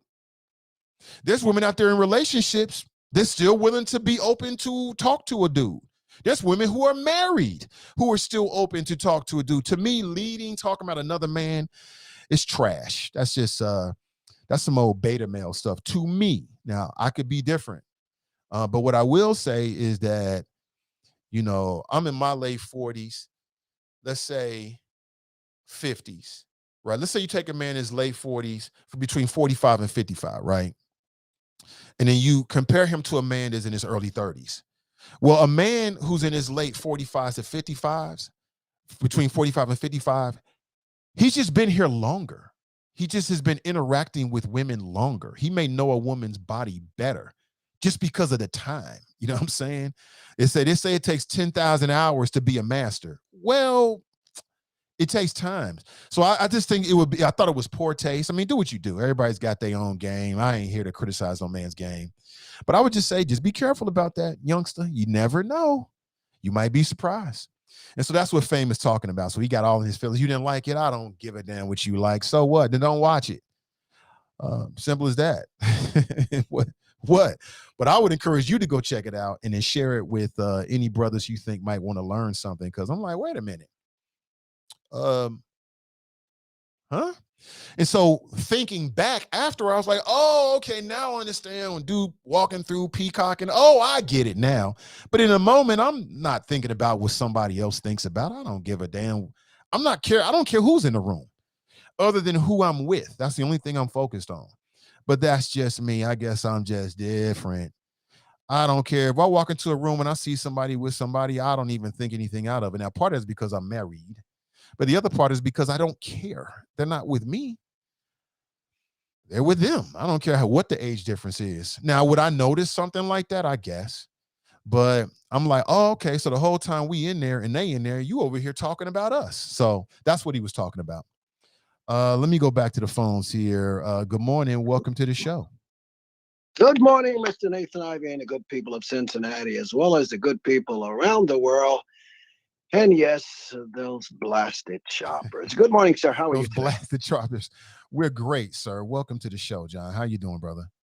I can't complain. To chime in on your topic you were just talking about, and I'll chime into that a second. I don't know if you had a chance to see the latest news early this morning. Former Secretary of State General Colin Powell has passed away at 84 in Walter Reed Hospital this morning. That's in Washington, D.C. For some of you that have not caught the latest news, it's all over the news, MSNBC, CNN, everybody's going crazy. And you'll hear the accolades. I posted it on my site of General Powell and the things I think he survived a number of presidents and worked on the Republican side with that crook George W. Bush and Dick Cheney. That's another story, another day. But yet, I had no idea. Yeah, I did know he was born in Jamaica, grew up in Bronx, New York, South Bronx, New York. Married his wife, went to school, ROCTC.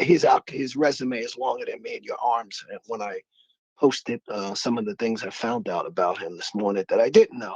So some of you young choppers that did not know about Colin Powell, you should read about him. He's a fascinating man, even though some people had their differences with him with that Iraqi war, or should I say a lie of Iraqi war. But he was being as they call it, the good little soldier. He was always the good little soldier. And as he left and got away from politics, his wife did not want him to get into politics, but he went anyway, being the good little soldier. But I have to give it to him.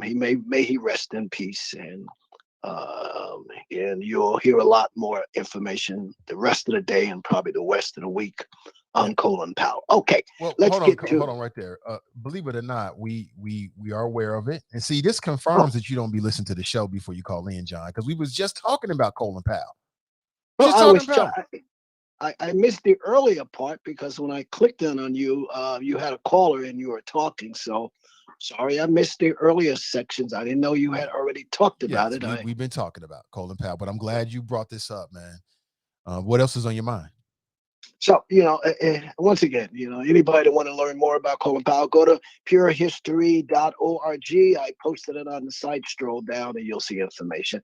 You were just talking about, can I just say one more thing, John, real quick? Yes. I think that one of the low points of Colin Powell's career is going to be that moment 15 years ago when he lied to the United Nations. It was like a 3-hour event. I know you remember it. And United States was making their case about weapons of mass destruction, and there were no weapons of mass destruction in Iraq. And Colin Powell had a great name. He had a great public image, and they played him. They played him, or he played himself, depending on how you look at it. And a lot of people say that he basically lied to United Nations, and that's what helped to build the coalition that led us into the war in Iraq. I just want to say that. Well, really quick, yes, you are right, but a lot of people have to remember he didn't want to go before the UN. George Bush and Cheney probably got him behind closed doors because he was going to walk away. He was going to resign. But I'm sure Bush and Cheney got on their knees, begged and cried, please, if you leave, it's not going to look good, and he somehow decided to stay. But when that first term was over with George Bush and Cheney, he walked away. So let's be clear about that. Some tidbits of information and some things we will never know about why he walked away. And yes, I agree with you, why he lied. So I'm sure the wife or somebody will come out a book and break down all of these things that me and you talked about. Okay, let's get to, that you were questioning about being out with this young lady. I'm assuming she was a very attractive young lady. So and John, I only got 2 minutes because I got a guest coming in and I got to take a break before that, brother, but the floor is yours. Okay, really quick. It's as I was listening to you, you brought up some tidbits of information. That's common, if you're out with an attractive woman and you're off to the side of the room, wherever you're at, having a meeting, and men, young men, or even older men, we do it too. We do look, Nathan, as we cruise by, look in the room and see this attractive woman with this older man. You kind of wonder what the heck, and not me, but some people, what's she doing with that guy? I should be in there with her. But I agree with all your assessments and everything that you talked about and how people are more curious. And most of it, Nathan, is jealousy. Because that guy or guys that walk by wish they were in the room with her instead of you. So most of it, I concluded as you were talking, it's all about jealousy. Me, it doesn't bother me. Yes, I'm going to peep and look and say, very nice. Very nice. But, it's more of a jealousy type of thing. I'm sure some women will probably chime in after your interview and probably give their perspective on it. But a men's point of view, we all look. We're going to look if we see an attractive woman with an older man, not knowing what you guys are talking about.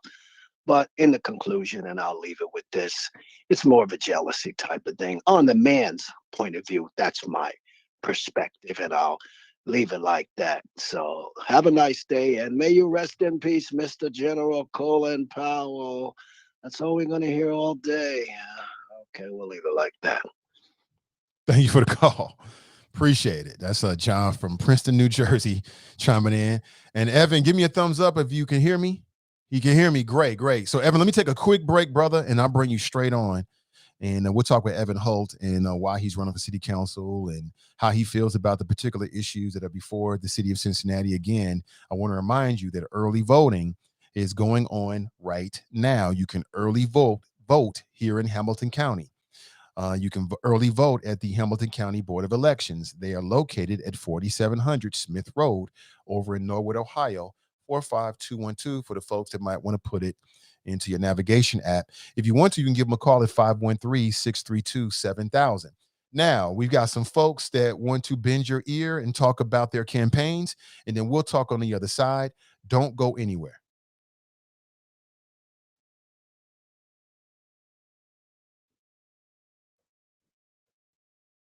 Good morning, Choppers. I'm Scotty Johnson, candidate for Cincinnati City Council. Unfortunately, injustice remains in the city of Cincinnati. A remedy for injustice is courageous, bold leadership. I plan on bringing that type of leadership to City Hall. It's time to stop talking about it and to start doing something about it. Disparities have been in Cincinnati far too long. I'm the candidate to address those disparities. Vote Scotty Johnson for Cincinnati City Council. Paid for by friends of Scotty Johnson. I'm former Mayor Dwight Tillery asking you to vote for my friend, Michelle Dillingham, who is a Democrat running for Cincinnati City Council. The black population in our city has declined, pushing black homeowners out, while speculators purchase their houses for pennies on the dollar. Black people are being foreclosed on because of rigged housing and economic systems. Michelle Dillingham will fight for you. This is Victoria Strawn. You know me, Sister V. City Council prefers investing in a soccer stadium and gentrifying our historic neighborhoods. Malcolm X said that if you don't own land, you're nothing but a squatter. Come on, Michelle, talk to the people. City Council is being sued for discriminatory tax abatement programs that unfairly enrich wealthy white neighborhoods. I know because I've been fighting for reform for years. Isn't it time to elect a candidate who will stand up for the people over special interests? Vote for me, Michelle Dillingham, Democrat for Cincinnati City Council. Paid for by Dillingham for Council Committee. This is Hamilton County Commissioner Alicia Reese, and I've been busy fighting hard for the citizens of our county. But today I'm asking you to vote for my friend, Democrat Elizabeth Tye, for municipal court judge. Elizabeth Tye and her family stood with me in a tough election. Now I'm asking you to stand with Elizabeth Tye for judge. She's from our community, and she's qualified. Elizabeth Tye grew up in Kennedy Heights and graduated from Central State University. Elizabeth Tye has been a prosecutor, a public defender, and has built a law practice from the bottom up. There is currently only one black woman on the municipal court. It's time to send another one. Join me in voting for my sister, Elizabeth Tye, for judge. Meet me at the polls. This is Elizabeth Tye, and there is only one judicial race, and I need you to vote Tye for judge. Let's send a clear message that hard work and experience matters. Go vote Tye for judge today. Paid for by the committee to elect Democrat Elizabeth Tye for municipal judge.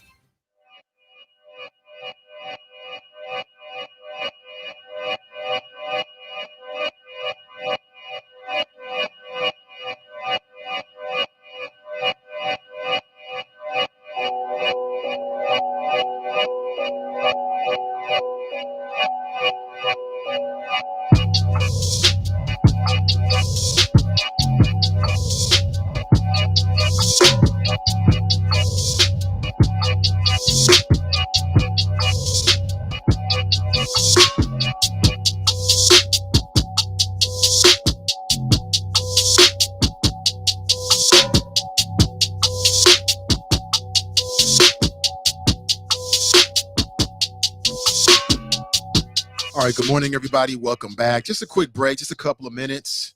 Again, I don't do endorsements, but this is a media platform, and you will hear people using it to connect with the audience. You make your own decision. Coming up, we got Evan Holt, and he's going to talk about his campaign for city council. So let's get straight to it. I know Evan is backstage right now, and let's welcome him in, Choppers, and let's say good morning to Evan. Hey, good morning, Evan. How are you? Doing pretty well. How you feeling? I'm doing great, brother. Good. Doing good. great. How good. are you? Doing the best I can. busy. I guess we're 15, 14 days out now. Really down in our ground game canvases and trying to have as much direct interactions with voters as possible. Okay. All the research we've done has shown there's a lot more return on investment versus like mailers or radio or things like that. Just really getting to hear from the candidate and feeling like appreciated getting the opportunity to actually interact with the candidate here firsthand. So trying to be as many places as I can be. Okay. You say your research says that face-to-face interaction is gets more of an ROI. Yeah, definitely. Okay. Even when you invest in things like mailers and radio, things like that, it still typically results in maybe like an 8% to 10% return. Whereas like direct door knocking and interactions gets more of a 10 to 15% return on investment. So definitely one. We wish we could spread our resources wider, but obviously as a grassroots candidate, I don't have as much money or resources. So we're really emphasizing on manpower and people believe what we're talking about.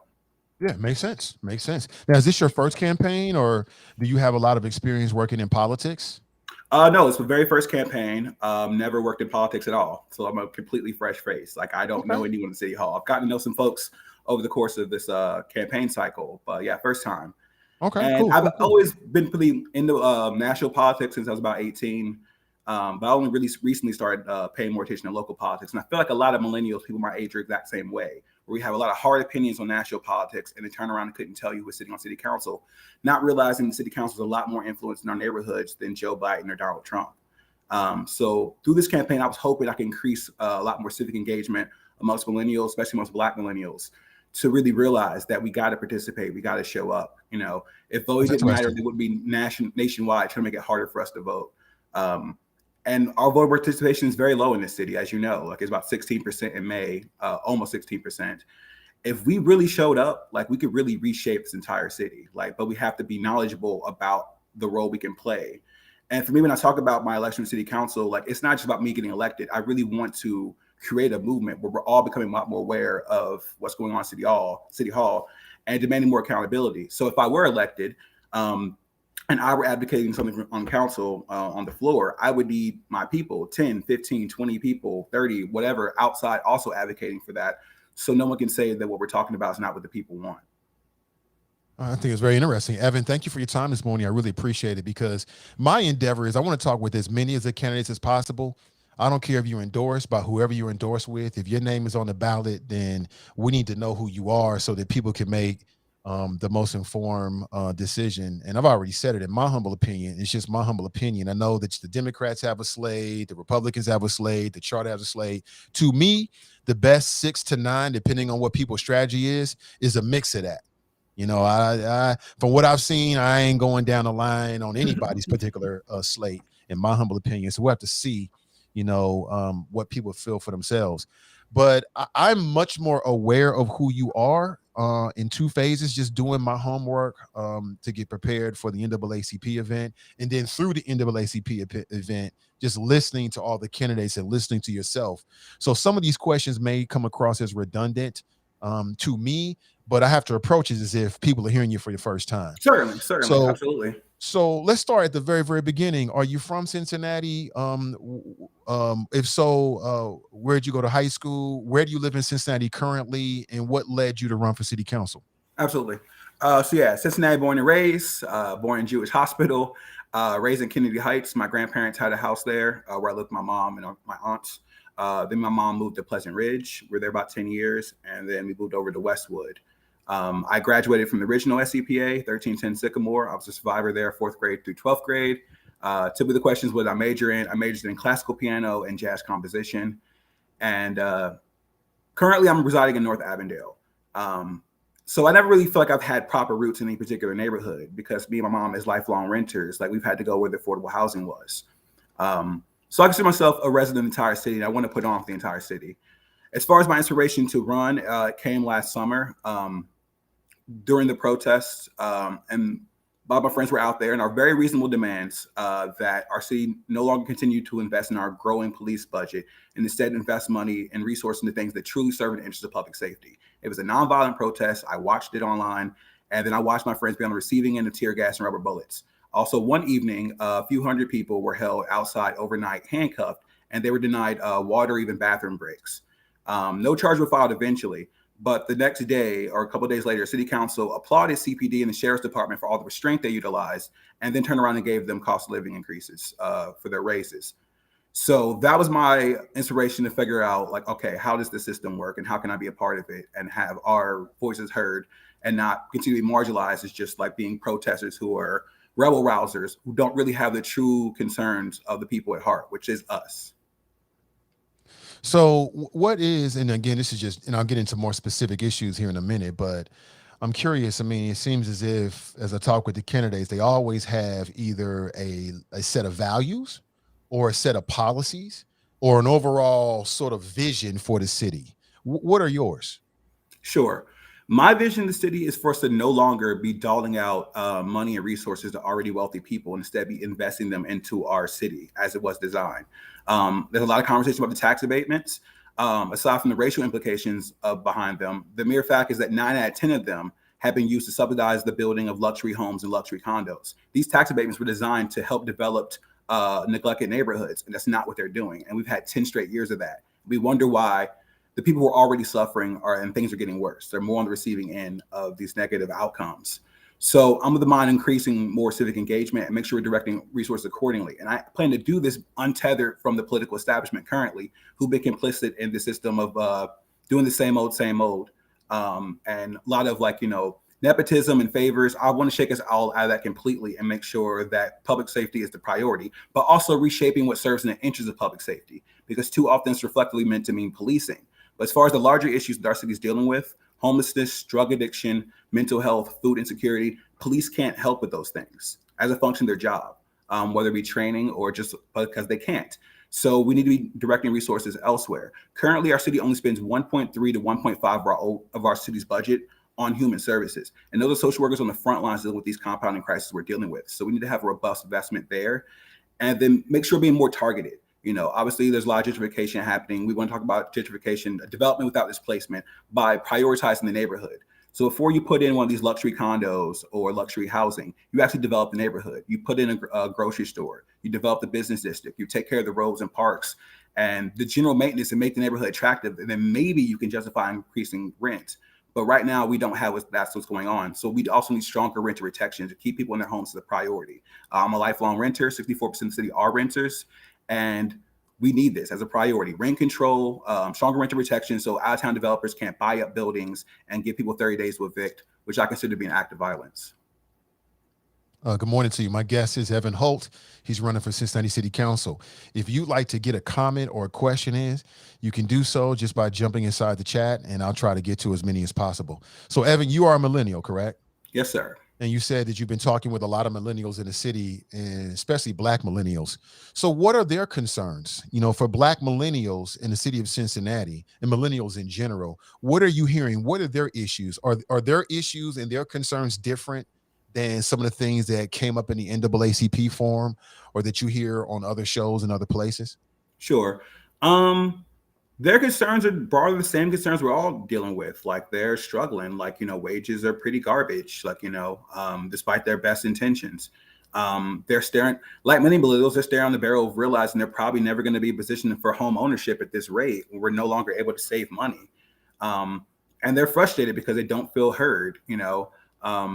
They're seeing all the developments that are going up, as far as the neighborhoods are being improved, and they're feeling left out of these conversations, left out of these developments. Especially the ones who happen to be close to the ground where they're, having friends, family, acquaintances receiving into gun violence. They have the same concern that I do, that they're tired of, Black children in the city only getting attention when there's acts of violence being committed, as opposed to when they're in food insecure homes or when they're behind in schooling and not getting the resources they need there. We need to be, prioritizing things beforehand as opposed to waiting for the inevitable negative outcomes and having a very reactionary point of view. A lot of them want to own businesses. Again, that's a broad thing a lot of people want to do. They want to be able to start their own businesses, but obviously that's even more out of reach than just general home ownership. So yeah, they're pretty not optimistic about the future, quite frankly. But I want to give them a reason to be by saying, look, we're going to have someone like us having a say in the decisions that are being made for us, about us, without us. I appreciate the response. Again, if you'd like to chime in with a question, now is the time to do it. We've got Evan Holt. I know he's a very busy man. We've got him here with us for a few minutes.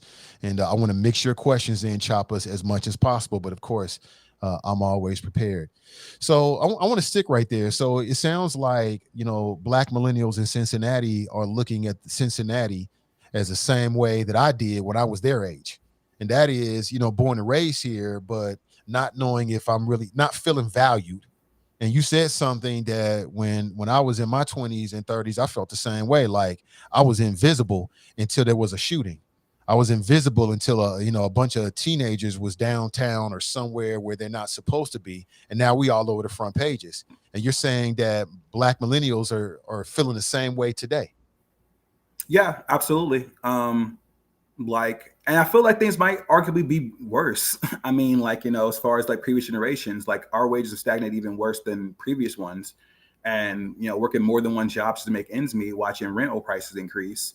And, obviously we're aware of the shootings that happen, but then they only get a special amount of attention when they happen in places like the banks. I knew immediately when that shooting happened at the banks, it's the only thing everyone's been talking about, even though there was a shooting in Westwood, a couple of days before, and yeah, it's incredibly frustrating. But at the same time, I'm trying to make people aware that we can have a lot more say. Because when I was young, I moved away here when I was 25. I wanted to move away sooner, And I went and lived in Austin, Texas for a couple of years, got that experience. came back and really appreciated my city a lot more and realized that if I love it, like I should stay here and try to make it be better. So it's not looking like other cities that are going through the same kind of gentrification where they look indiscernible from other cities. I want us to maintain our unique identity, and take care of the people who've been here as a priority. So that's what the focus should be in my mind. How do you define yourself? I'm not sure, did you go for the Democrat nomination or not, or Republican nomination? Oh, yes. Are you a I did. progressive? How do you define yourself in your politics? I define myself as a worker. I've been a liberal, but I'm pretty left of liberal at this point. I sought the Democratic endorsement because, again, I've never voted Republican, and I knew seeking that endorsement could help our chances of winning. We went through the process, and I think it was not really as transparent or democratic as they might allege.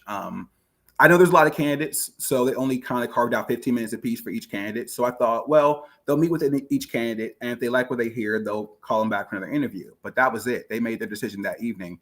And in my meeting, I only met for about 11 minutes and 45 seconds. And there is a questionnaire you fill out beforehand. So I did kind of lay out my platform and things like that. We didn't really even talk about it. We only really talked about how much money I raised, my affiliation with the Democratic Socialists who do endorse me locally and nationally now. And the question was whether or not I would be willing to drop out to support the slate of candidates they did select sight unseen, to which I said no. I mean, I was on the ballot. I was number 9 on the ballot before 6 out of 9 of the Democratic slate they've eventually picked. But I said, no, I've done the work. And also, I don't know who you're going to select. So you're asking for blind loyalty from me. So I wasn't interested in that. And I'm okay with it because I didn't start this campaign even thinking I'd be in a position to get the Democratic endorsement. So it was no love lost for me in that regard because we were always going to continue to do our race. If I thought the Democratic endorsement made or break elections, I wouldn't be here. If I thought money made or break elections, I wouldn't be here. So we're still carving out our lane and being more distinctive and true to ourselves. That's interesting. So you say you got the endorsement both locally and nationally from the Democrat Socialists. Mm-hmm. And when you say socialist, man, that's a word that I think that people just don't really understand what that means. And it gets the media has done a really good job of scaring people. What does that mean in terms of city council, right? If you're a Democrat Socialist, what does that mean in terms of your approach? As a black voter, what does that mean to me if you're elected? Sure. So there's a lot of schools of thought within the Democratic Socialists. It's an umbrella organization for different political schools of thought. They're to the left of like the Democratic Party. So within that, you have Democratic Socialists. You have, communists, Trotskyists, Leninists, basically all of these belief systems are that the government serves in the interest of the people. And they're generally anti-capitalist. I'm anti-capitalist. I believe that nothing that human beings need in order to survive should ever be for profit or commodified. And that's the underlying through line. So the socialists is making sure that we're not just doling out tax breaks to corporate interests. We're not just bending over to money interests. We're making sure that the investment and the priority is the individual and the most vulnerable. And I think most people in the broader sense agree with that, but they don't really have the time or very knowledgeable about political theory. And I'm not either, which is one of the reasons why I don't openly identify as a socialist. I don't have a time to get into a semantic argument. I just tell them what I'm about. And my about is a commitment to the people. And the reason why it's been weaponized by various governments is they use it to marginalize any people-powered movement as socialist communism being a dangerous threat, even though at its core, that's not what it's about. It's about making sure that people are taken care of as a priority and, making things are not commodified to be profit-driven. Most things we need shouldn't be profit-driven, especially healthcare, which we have the broader conversations about that as well. So no, something socialist is not a word to be afraid of at all. And in fact, it's just typically a fear-mongering term. It just means like you believe that the priority should be the people, quite frankly. Speaking with Evan Holt, he's running for Cincinnati City Council. So let's talk about Black folks in Cincinnati. And in particular, if there was a disparity index, what you would find is that Black Cincinnatians are on the wrong side of that across the board. 15 years ago, the Urban League did a study in which they said there were 2 Cincinnatis, one Black, one white, on a variety of different things, from health to wealth building to home ownership, and Black folks are on the wrong side of it. And then earlier this year, you had the folks at the Women Fund who did an analysis, and what they found is that Black women, the Black women are on the wrong side of wages. That even when you account for education, Black women are still struggling to make $15 an hour. So it's very, very clear that Black Cincinnatians are in a unique position. Would you agree with that? Absolutely. So my question is, as a member of city council, what would be your approach to address it? I've used the term black agenda. I know some candidates don't like that or it's politically incorrect. But what would be your approach as a member of city council to address those disparities that are impacting our community? Sure. So as a platform, I don't have a black agenda, but my black agenda is I'm a black man and I really want to put on for black people. So obviously I'm new to politics. I don't know what the particular legislation would look like that would be targeted, but just know that they'll be prioritized in any decision I make. I feel like too often, things come across the table of council and like, oh yeah, this is so-and-so friends and blah, blah, this development deal. Okay, we'll approve that. My question will be, okay, but who benefits? Do we benefit? Do we get a say in this? Does this help us as a priority? I'm also hoping to be one of the most engaged council members because this will be a full-time job for me. So if it's not me, my people will be at all the community council meetings, doing the inroads with various organizations who are already doing the work and trying to respond to their needs as far as what they think we could be helpful with. I'm sure they've been knocking on the doors of various council members for years and not getting much response, but know that I'll be there to listen and hear. I want to have a point where taking care of things is a priority right now, and obviously housing is the issue, so that needs to be addressed. It falls overwhelmingly on the shoulders of Black children as well. Like 3,000 CPS students will experience housing insecurity throughout the calendar year, overwhelmingly Black. So I think we start with things we need immediately, but then also thinking long term. I very much want to create more Black-owned businesses as a priority and making sure we're not just always dealing with the nepotism we have at City Hall, where it's just people's friends or someone they know or things like that. We are carving out a lane to be like, hey, we need to be making sure that we're allocating more opportunities for Black-owned businesses. And as I mentioned, Galen Gordon was talking about a lot of blighted properties in the city. I see it all the time. And I want to know who owns these properties and who's sitting on them and waiting for the highest return on investment when they can take a modest, lesser return on investment in order to do something to end the blight in the neighborhood and give a Black business owner the opportunity to finally start something. So I'd like to pursue avenues that would do that as well. It would be multifaceted, but no, our concerns will never be leaving my mind because, again, I'm working class, I'm working poor. Most of my career has been in the food and restaurant business. My mom's a social worker. You talk about, Black women, having those negative outcomes. She still has college debt, like even though she's like, technically a boomer, she graduated born in 62, and she still has college debt. Arguably because she chose a thankless profession, an underpaid profession in social work, but it doesn't matter. She made all the right decisions. And despite working her entire life hard, she's never been in a position to even save for home ownership. So we have to reevaluate this whole rotten system, but no, the concerns for our people would never be something that ever leaves my mind. Okay. We got questions coming in from choppers left and right, and I really want to step back and let them get in. So here's a question from the audience. Can you ask Evan, what kinds of policies, if any, will you pursue to promote social and racial justice in our community? Sure. So obviously that's a broad question. That's going to involve a lot of more engagement education. So they passed that legislation about declaring racism a health crisis, which we all know, but we have to take that further. Like what has happened since then? So I will be seeking to do dives in all of our institutions, especially in the local level, to mind them and find that why Black people are on negative, unequitable outcomes. So I'll be seeking more investment into pursuing research in that avenues. We know what the issue is. It's just about really engaging the public and educating the public about how racism works. For example, when we talk about policing, we're always encouraged, if you are critical of police, you should go on a ride along and see how, their experience firsthand. But the police are never encouraged to get knowledgeable about the roots of policing, the institutional racism within, or how the war on drugs was designed specifically to target Black people. They're not required or encouraged to get educated in that way either. So it's got to be coming from all sides, Black, white, all. We got to be on the same page about, these issues. And it's going to be some, hard conversations, but the truth is real. The numbers don't lie. The lived experience doesn't lie. So I'll be hoping to promote through that way. Here's another question from the audience. What are your plans to address transparency between the public and special interest groups, i.e. developers, which I think gets to the issue of corruption?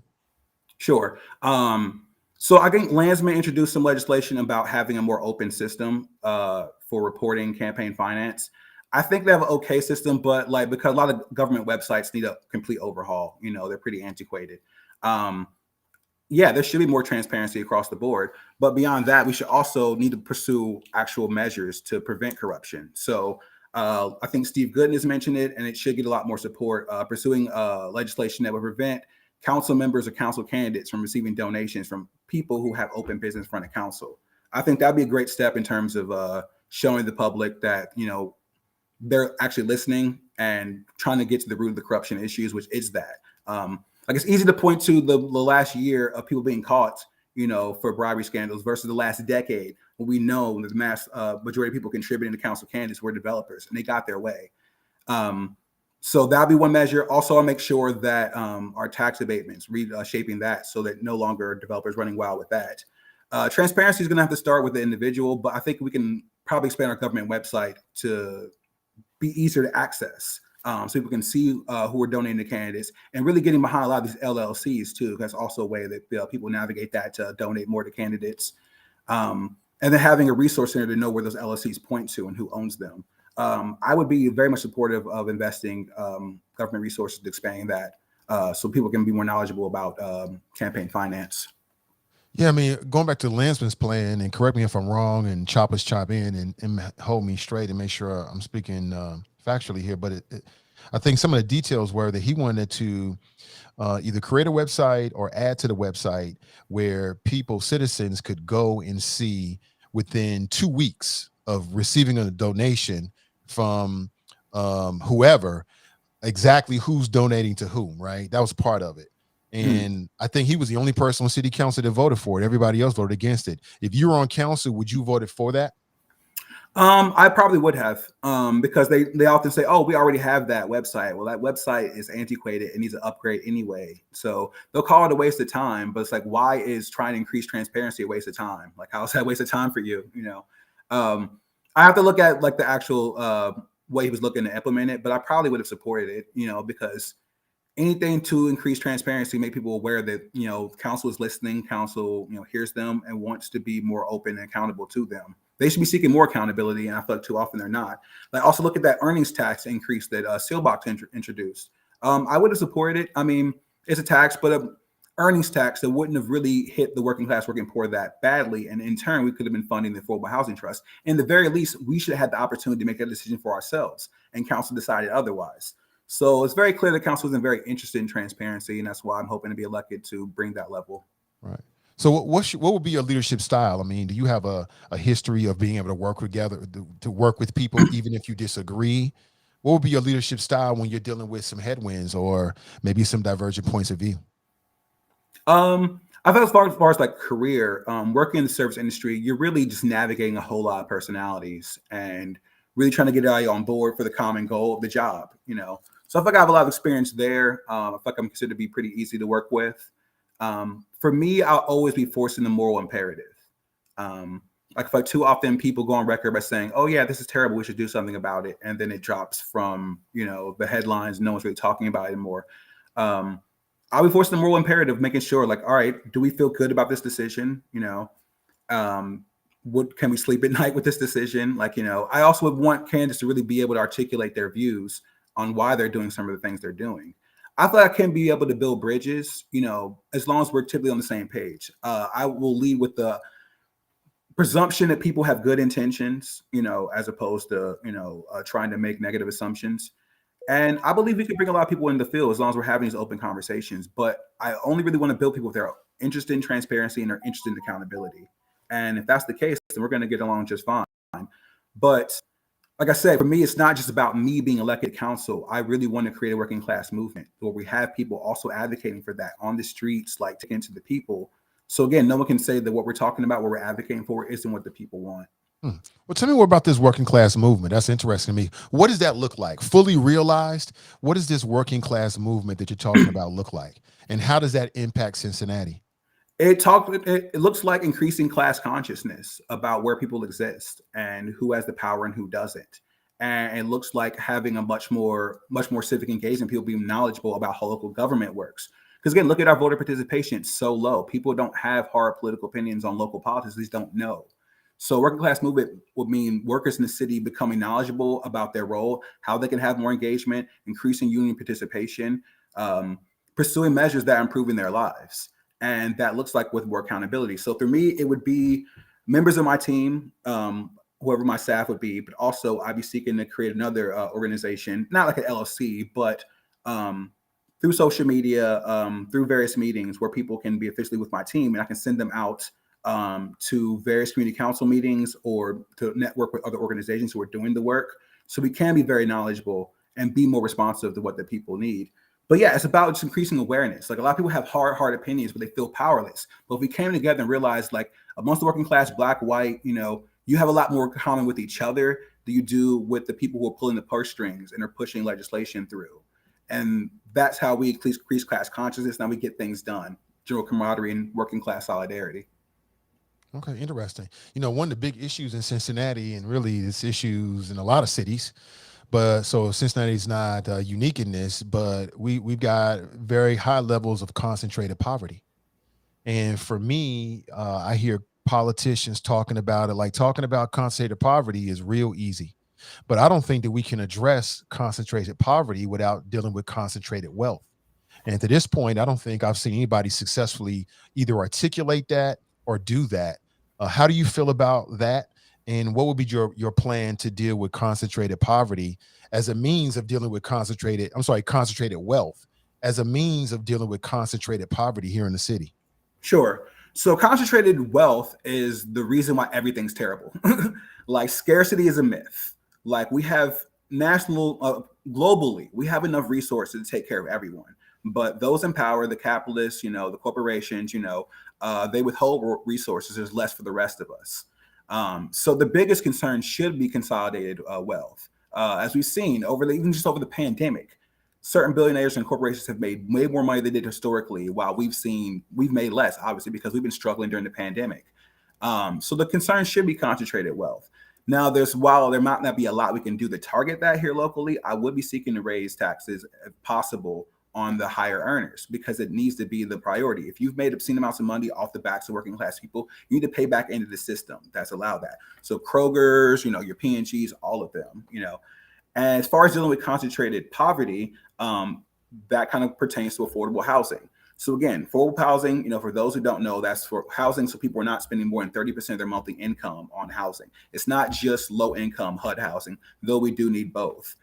We need affordable housing all over the city. So people want to upzone, and that might not be the immediate response. We need to have something more targeted. So I like to do a district citywide overlay where we can build multi-unit structures all over the city, make them rent controlled, make them affordable. And then now you can have more diversity. People can move wherever they want to move and not just forced to only go to the handful of neighborhoods that have multi-unit structures. Through that, desegregation, that's the way you can start to potentially, build wealth. So you're no longer, spending so much of your money on rent, and then increasing general opportunities. I feel like there's a role that the government could have in terms of incentivizing small businesses, especially amongst Black folks. I think it's something that could be done, but other than the concern should be concentrated wealth. And if no one's not talking about that, they're not paying attention, quite frankly. Deborah wants to know, would you be open to promote a citywide minimum wage? Absolutely. So unfortunately, we can't raise our citywide minimum wage above the statewide minimum wage because of some legislation that the Ohio House Republicans snuck into an animal cruelty bill. So I'll be looking to work with other statewide reps like, Cedric Denson, who I graduated from SCPA with, and others to help appeal this legislation. I'm sure we're not the only city looking to pursue this, because until that, we're handcuffed to poverty wages. I think it'll be $9.30 come next year, and that's garbage. That's terrible.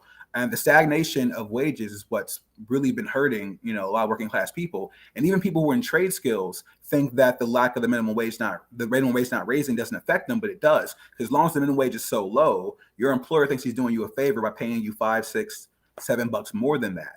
So I'm of the mind that rising tide lifts all ships. In the meantime, we can advocate for city employees to at least be getting $15 an hour. And also, if we are giving any kind of tax incentives to any creation of any new businesses, making sure those new employers are also paying at a level wage. Obviously, I support small business, but I care way more about how that small business owner is paying his lowest paid employee, quite frankly. And homicides and shootings are down compared to last year, but there's an uptick in gun violence at the hands of teenagers. What do you think the role of city council should be? And if you were on city council, what policies, strategies, ideas would you offer to try to address it? Sure. The role of council should be to listen to the needs of the community and hear what they say in terms of what they need. I feel like we've had a lack of actual community policing for decades, as most officers have no longer been residing within our city borders. So the role should be listen to the needs of the people and ask them, hearing what their concerns are. Not to tell them, to hear. I think the issue is a result of lack of funding. These shootings, these teen shootings, aren't happening all over. They're not happening amongst white kids, and they're not happening in every neighborhood. They're disproportionately happening in working class, working poor Black neighborhoods. And the issue is the lack of investment in those neighborhoods, the lack of a recreation center, the lack of youth employment paying at good wages, the lack of mentorship programs, all these things, or even just the lack of grocery stores that feeds into it long term. So we know where the shootings are happening, and then it's a result of institutional neglect. So my role will be to direct resources accordingly and make sure we're actually taking care of neighborhoods and investing all of the above. Too often, like, we have the money, but it doesn't go where it needs to be. Like, if I recall, we had the money allocated for a recreation center in Roe Hill 2 years ago, and they're just now locating it and finding it. It's like, where was it? You said it was there, or this doesn't pertain to youth shooting, but like we had money for a homeless shelter, for a winter homeless shelter, and that money didn't get dispersed last year, and then 2 people died. So there's so much general bureaucracy, unfortunately, as far as people holding up resources. But I think if we were more targeted and in turn respond to the demands of the community, we could have an actual impact on those issues. You speak about resources, and the city's budget is finite, right? We don't have an infinite amount of money, so Sure. we've gotta put our money where we think it could be best spent. And there's been a lot of conversation about the police budget. Some people say defund the police, or however you want to look at it. How do you look at the city's budget that we have for police? If on city council, would you be open to resourcing or reallocating money? How do you look at the funding levels of the police officers? Do you believe that we have to have 1,000 officers, 1,100 officers? What's your general attitude about that? Sure. So I support the defund the police movement. The only reason, or abolishing the police too, yeah. But I know that we're not able to really go at the police contract for like 3 years, so I haven't been running on that. But I'm not afraid of it. I know people are kind of afraid of it, and they, even though they believe it, they think it's like, turn certain people off. But here's the thing: they felt the same way about Black Lives Matter 5 years ago, and you know what? They got over it. So yes, we need to be reallocating resources accordingly. 37% is going to policing. And as I mentioned, is the vast majority of issues we're dealing with, aside from the gun violence, which again, police can't help, they can't respond to. But as far as homelessness, drug addiction, mental health, food insecurity, police as a function of their job cannot help with any of those things. So yeah, we need to be spending money and resources and things that actually truly serve in public safety. And as I mentioned on this NAACP panel, less than 2% of the 911 calls that CPD receives are for active violent crime. The vast majority of calls could be utilized with other resources, whether it be mental health professionals, whether it be with resource workers, people truly trained in conflict de-escalation to get to the root of the issues to help people. I think I also mentioned in a previous panel, the Attorney General is looking to pilot a program here in Ohio where if a 911 call is called on a veteran, they will partner a police officer with a fellow veteran to help with de-escalation and to get them the resources they need, which is great. But I want everyone to be given that level of consideration as it pertains to policing. The end game is, or the goal is not obviously to lock them up, is to give people the resources they need. So we need to have less of a reaction enforcement measure and more of a nurturing nature of allocating, getting people, what they need in order to improve their lives, whether it be their mental health, their narcotics addiction, their homelessness, their food insecurity, whatever. That's true public safety, not just more boots on the ground. So when I hear we're 90 officers short, I'm like, great. So can we spend that money that would have been paying those officers and spend it in things that truly, again, serving public safety? Because that's a casual way we could take from the police budget. But right now, 37% going to policing, that's not public safety. It's just not. Well, Evan, I appreciate your time, and I want to give you a minute to talk directly to the audience as to why they should vote for you. Sure. Thanks again, Nathan. I really do appreciate the opportunity. Shout out to the Choppers. I appreciate y'all as well. Again, my name is Evan Holt, And I'm trying to put on for the working class. I'm not a corporate lawyer. I'm not a business owner. I'm not a bureaucrat who's been in government for decades. My perspective will be with us because I am working class and working poor, quite frankly. So if you're wanting a candidate who's completely untethered from the establishment, whose primary concern always will be, does this benefit the most vulnerable in the working class, then I'd appreciate your vote. We're 15 days out from the election. You can early vote, as Nathan continues to emphasize. We have generous early voting hours. You can be in and out in 5 minutes. But if you have any questions, want to reach out to the campaign, you want to assist the campaign at all, it's hopeforcincinnati.com. And again, I appreciate your time. Evan, thanks for your time. I wish you the best. Appreciate you. Much obliged. Most definitely. That's Evan Holt, everybody. He's a candidate for council. He just gave you his website where you can check him out. And again, these are not endorsements. I just want to talk to everybody. Everybody I can. I want to try to get them on, give them some time, ask them some questions. We get a sense. We're very smart, intelligent people. And I want to mix in as many questions as you have, no matter what the questions are. In some cases, depends. But I want to make sure I get the questions in as much as possible from you, very smart, intelligent people. And you can read between the lines. You can read people. You know these situations. You may have seen Evan or any candidate somewhere at a different forum. And, you know, my only hope is that when you walk in, that every single name, you got a reference point. Every single name, you got a reference point. That's my hope. That when you walk in there, it's like, I've seen him on Nate's show, or I've seen him here, or I've seen him there, I've seen her there, seen her here, or wherever, so that we can make the best qualified decision. I don't want you to put a blindfold on to any candidates and be like, oh, I didn't even know who that was. That would be terrible. And then just make the best decision for yourself. But what do you think about Evan Holt, everybody? You tell me. Daryl writes, he was refreshing. Okay, I get it. Appreciate it. What do you think? You have a favorable opinion of Evan Holt or whatever it might be? You tell me. And again, I'll be back tomorrow morning and we can chop it up, kind of let this marinate and process. And maybe you may have some thoughts about it. Other people will be watching and listening to it overnight. And then you can tell me what you think about them. I'm getting a text message. Let me see. Somebody says, good luck to the young man. I say good luck to all the candidates. And for me, my Democrat friends may not like this, and my Republican friends may not like this, and my charter friends may not like this, but my personal ballot is not going to be just straight down the ballot. And hell no. That is not the best 6 or 9 or 5 or 9 or how many people you're going to vote for. That is not the best in my humble opinion.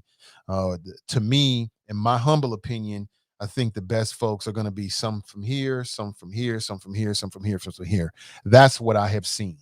Okay. To me, there's 3 tiers here. You got about 6 or 7 people at the top, 6 people at the top who I'm like, yeah, I definitely want them there. The vast majority of all the candidates are in that middle tier, well-intentioned people who come from different walks of life and background. And they all right. They all right. Just going to be honest with you. They all right. They all just kind of blend together in a lot of ways. Could be white, could be black, could be female, could be Democrat, could be charter, could be Republican, could be independent, right? They're all right. And then at the bottom, you've got a small group of people who it's like, why are you doing this? You know what I'm saying? I'm just being real with you.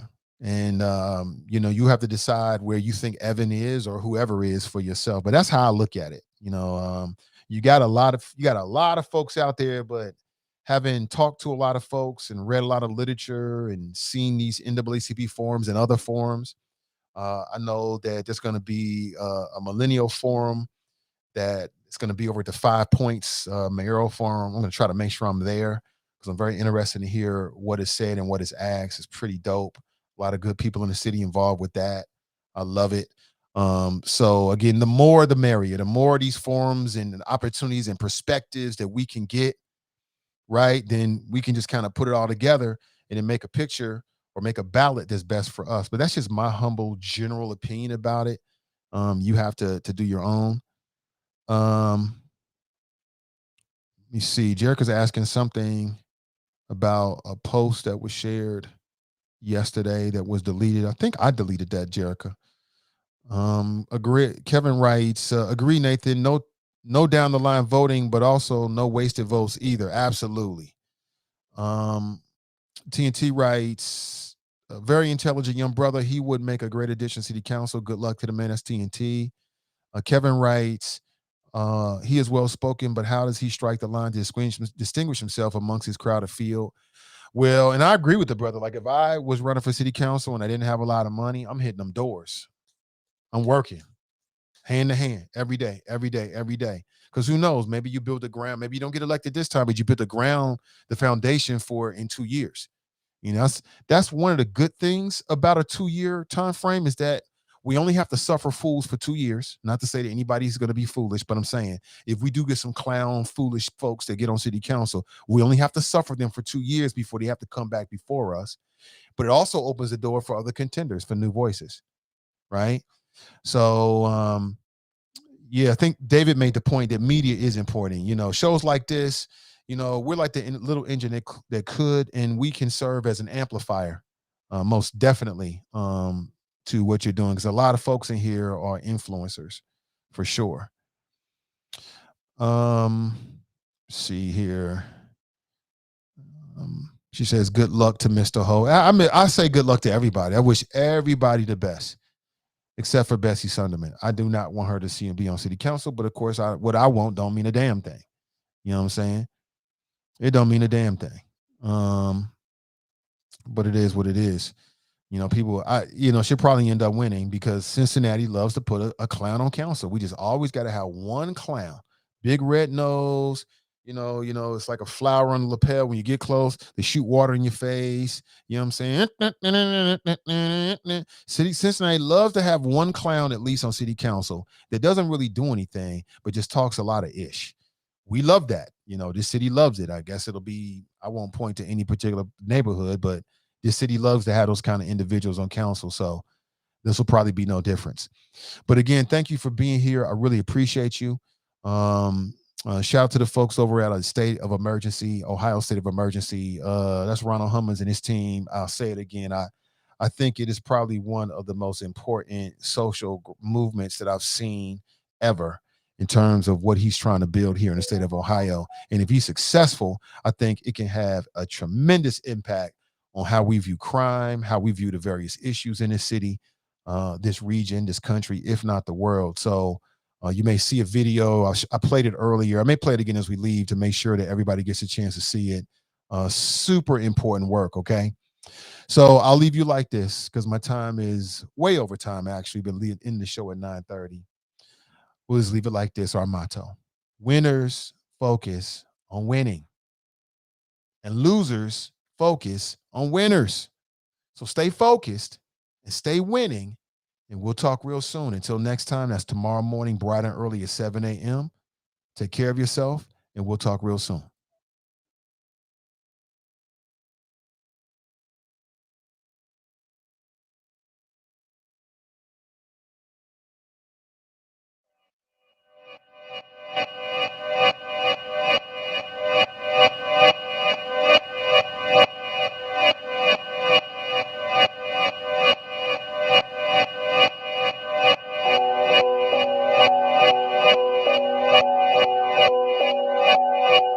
Good morning, Choppers. I'm Scotty Johnson, candidate for Cincinnati City Council. Unfortunately, injustice remains in the city of Cincinnati. A remedy for injustice is courageous, bold leadership. I plan on bringing that type of leadership to City Hall. It's time to stop talking about it and to start doing something about it. Disparities have been in Cincinnati far too long. I'm the candidate to address those disparities. Vote Scotty Johnson for Cincinnati City Council. Paid for by friends of Scotty Johnson. Can't sleep. It's hard to pay attention in school. I say mean things. I keep getting in trouble. I bully other kids. I'm just scared. No one sees my pain. Sometimes I want to die. So many of our children are facing trauma, but instead of seeing their pain and fear, we're labeling them bad, troubled, delinquent, or criminal.